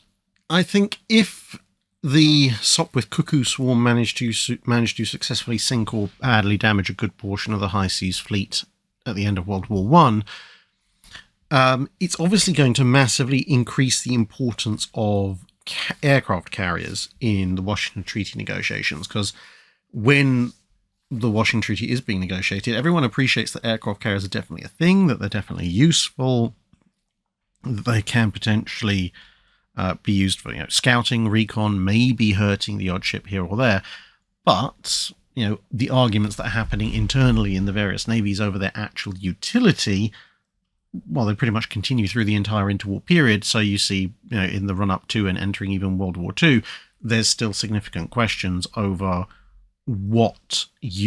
how much you can actually do with strike aircraft, and most of it is relatively well founded, as I've elaborated on before. And you can kind of see that mentality when you look at the Royal Navy and US Navy fleet exercises, the fleet problems going on in the interwar period, and you look at sort of, in some cases, some fairly major torpedo strikes coming in, or in the case of smaller attack waves, a reasonable number of torpedo hits scored. And the umpires are ruling that, that ship absorbed 3 or 4 torpedoes. Well, it's slowed down to 16 knots. Whereas, I think we're all aware in World War II that unless you're the Yamato, if you eat 4 aerial torpedoes, you are in substantially more trouble than just having your speed reduced to 16 knots.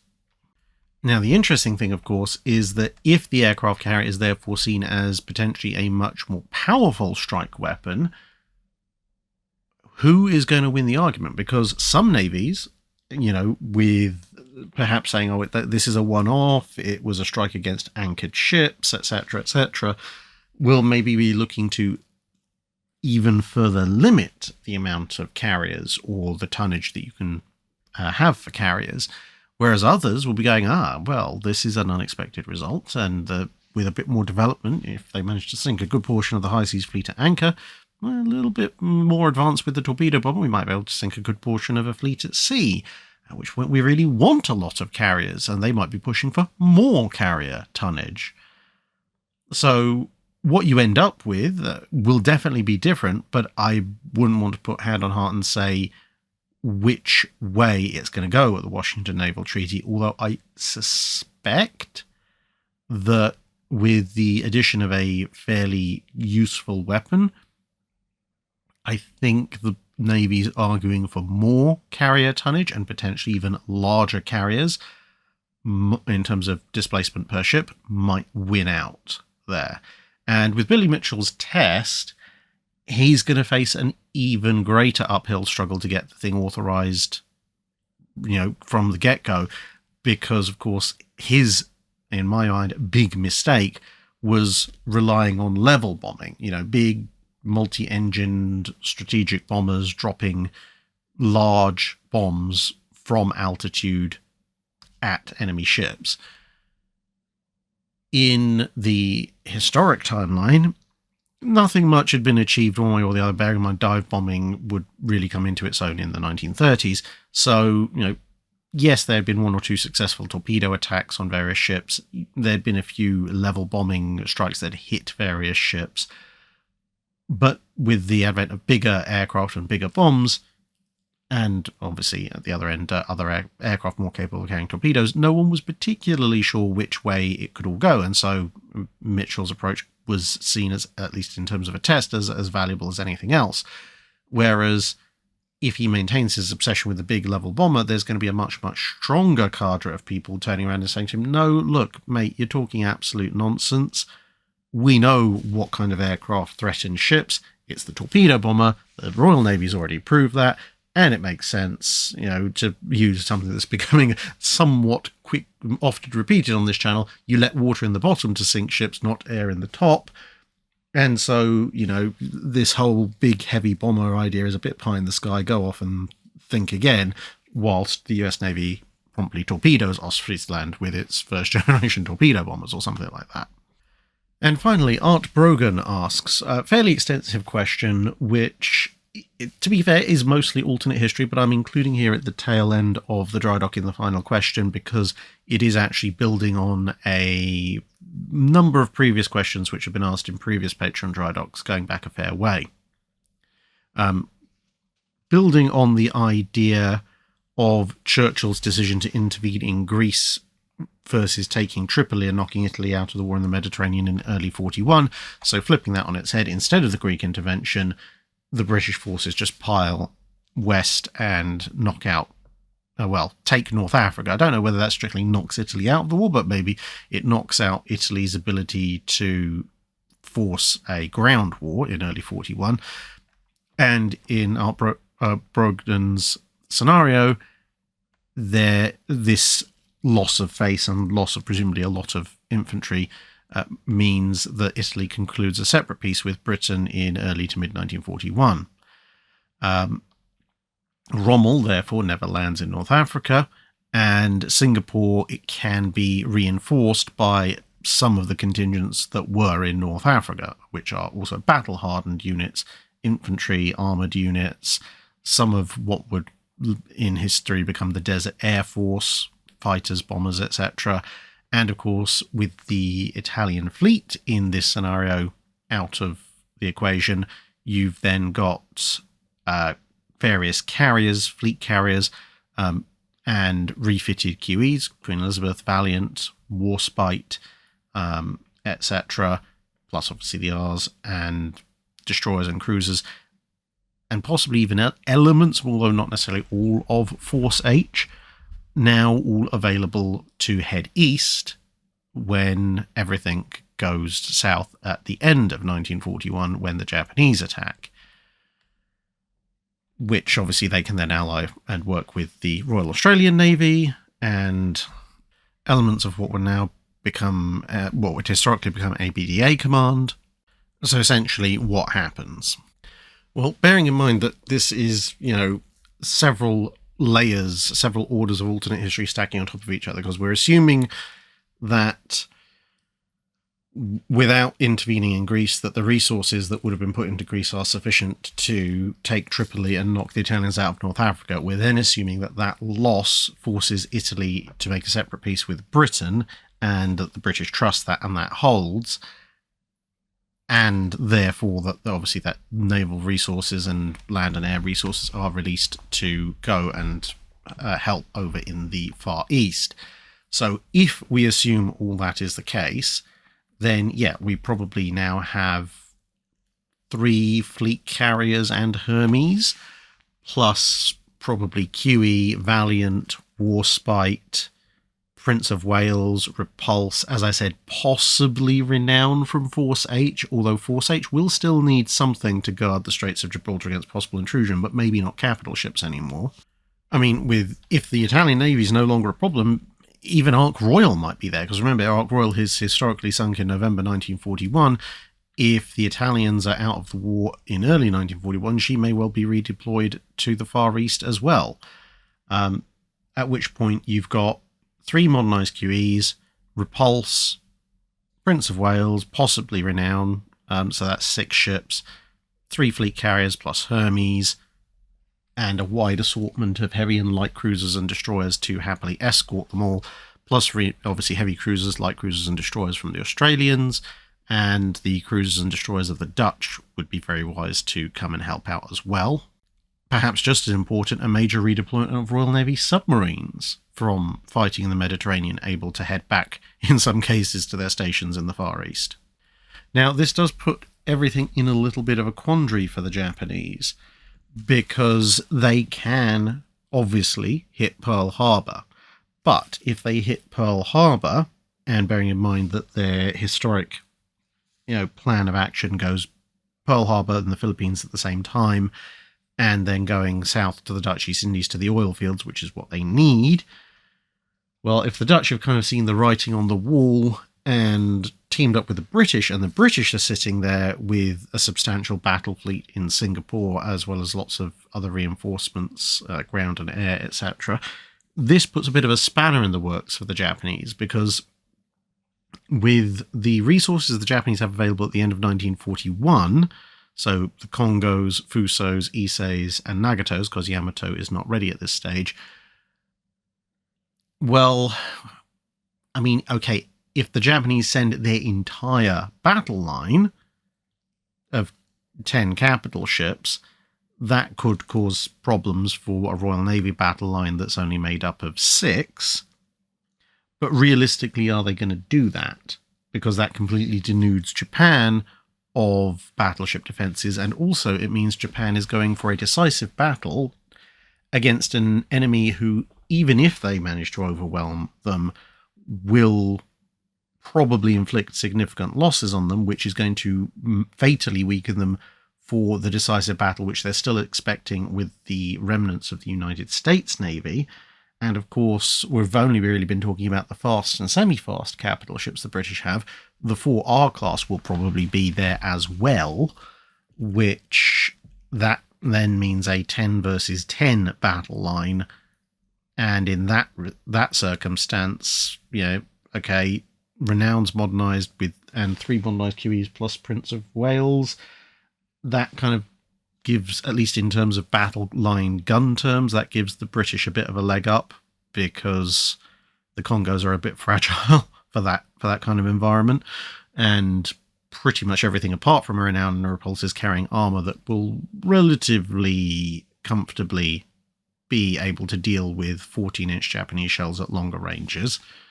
Of course, Ark Royal and 2 or 3 Illustriouses and maybe Hermes up against the Kido Butai is another matter entirely, but if the Kido Butai is off hitting the Pacific Fleet, they're not in the south, which will mean that the Japanese can only really go after the south with light carriers, Rougeau and friends, which puts them on a bit of a problematic turn, shall we say. And then you've got Royal Navy submarines who are able to operate with working torpedoes right from the start. So, can the Japanese now actually take the Dutch East Indies? Or do they have to wait until the Kido Butai gets back, re-equips, and then commit their entire force there? And do they risk it? Because, as I said, even if they think they can now take on this kind of alternate history ABDA force, it will still cost them a lot of ships, which they know then they will lose to the US Navy when the US Navy shows up. Absolutely. I mean, they're going to lose anyway, but it'll be blatantly obvious they'll lose very quickly. At which point, what do the Japanese do? Because if they provoke the war with the Americans, then they can't safely go after the Dutch East Indies. If they ignore the Americans and the Philippines and just go for the Dutch East Indies and try and make it a war between them, Britain, the Netherlands and Australia, well, then you have a fully intact US Navy waiting in the wings and who will dearly love to come and cut them off and destroy them. So, I mean, the Japanese are going to want to do something. They need to do something because they're running out of oil. But what exactly will they do? How will it be contained? How many deaths would be avoided because the Japanese don't go on their extra rampages throughout Southeast Asia? I mean, they've done enough nasty rampages through China, but some of the other rampages are, in this scenario, prevented. You've got, the casualties of all the opposed landings, retaking various Pacific islands, theoretically also prevented. So that's overall a positive outcome for the Pacific. And of course, if Italy's out of the war in 41, then that means another 2 years of campaigning in the desert, in Greece, in Sicily, in Italy, etc. All of that is prevented. And of course, it's also isolated Germany, because now pretty much all resources can concentrate on German-occupied Europe. It's an interesting scenario where World War II is a much less lethal conflict and probably over a lot faster, to be sure. But, as I say, right from the start, all of this depends on whether or not the decision is taken to intervene in Greece, and then a very, very specific sequence of events which would lead to this theoretical outcome, but which cannot be guaranteed. So, yeah, very interesting scenario to think about. And that almost wraps us up for this episode of The Drydock. Thank you very much for listening. If you've gotten to this stage, we are going to pretty much hit the 6-hour mark. Just a minor update with regards to the live streams. Those of you who saw my one in December, you'll know I was thinking, oh yeah, I'll do 2 in December and 2 in January, etc., etc. And we're now towards the end of January, and not a lot has happened on that front. Well, unfortunately, as those of you who kept up with the community updates and were present for that live stream will know, I had a very severe persistent cough-chest infection, which I developed shortly after returning from the States back in September, which hadn't cleared up. I thought it had cleared up enough to do the live stream at the beginning of December. Unfortunately, it then recurred afterwards, which pretty much meant I had to restrict my vocal activities to just getting the regular videos out for December. And then at the start of January, I had a horrific, I think, norovirus, with all the attendant unpleasantness of that, which that pretty much, again, knocked me out, except for essential activities for the first week or two of January. And then the last week or so has been insanely busy with a whole bunch of things happening, both internally within Household Drac and externally with various friends and relatives who need help in various descriptions. But so that's basically why the live streams haven't been happening. But fortunately, now my actual physical health seems to have stabilized for the first time in what feels like months, and actually literally is. So hopefully by the time you are hearing this, we'll have at least done one live stream, and if not, I apologize, but we will try and get as many of those live streams done ASAP. Ideally get a couple done before I head over to the States in mid-February, and that way we can hopefully begin to make inroads on catching up with all those questions I owe people. Anyway, thanks very much for listening, and see you again in another video. Toodles!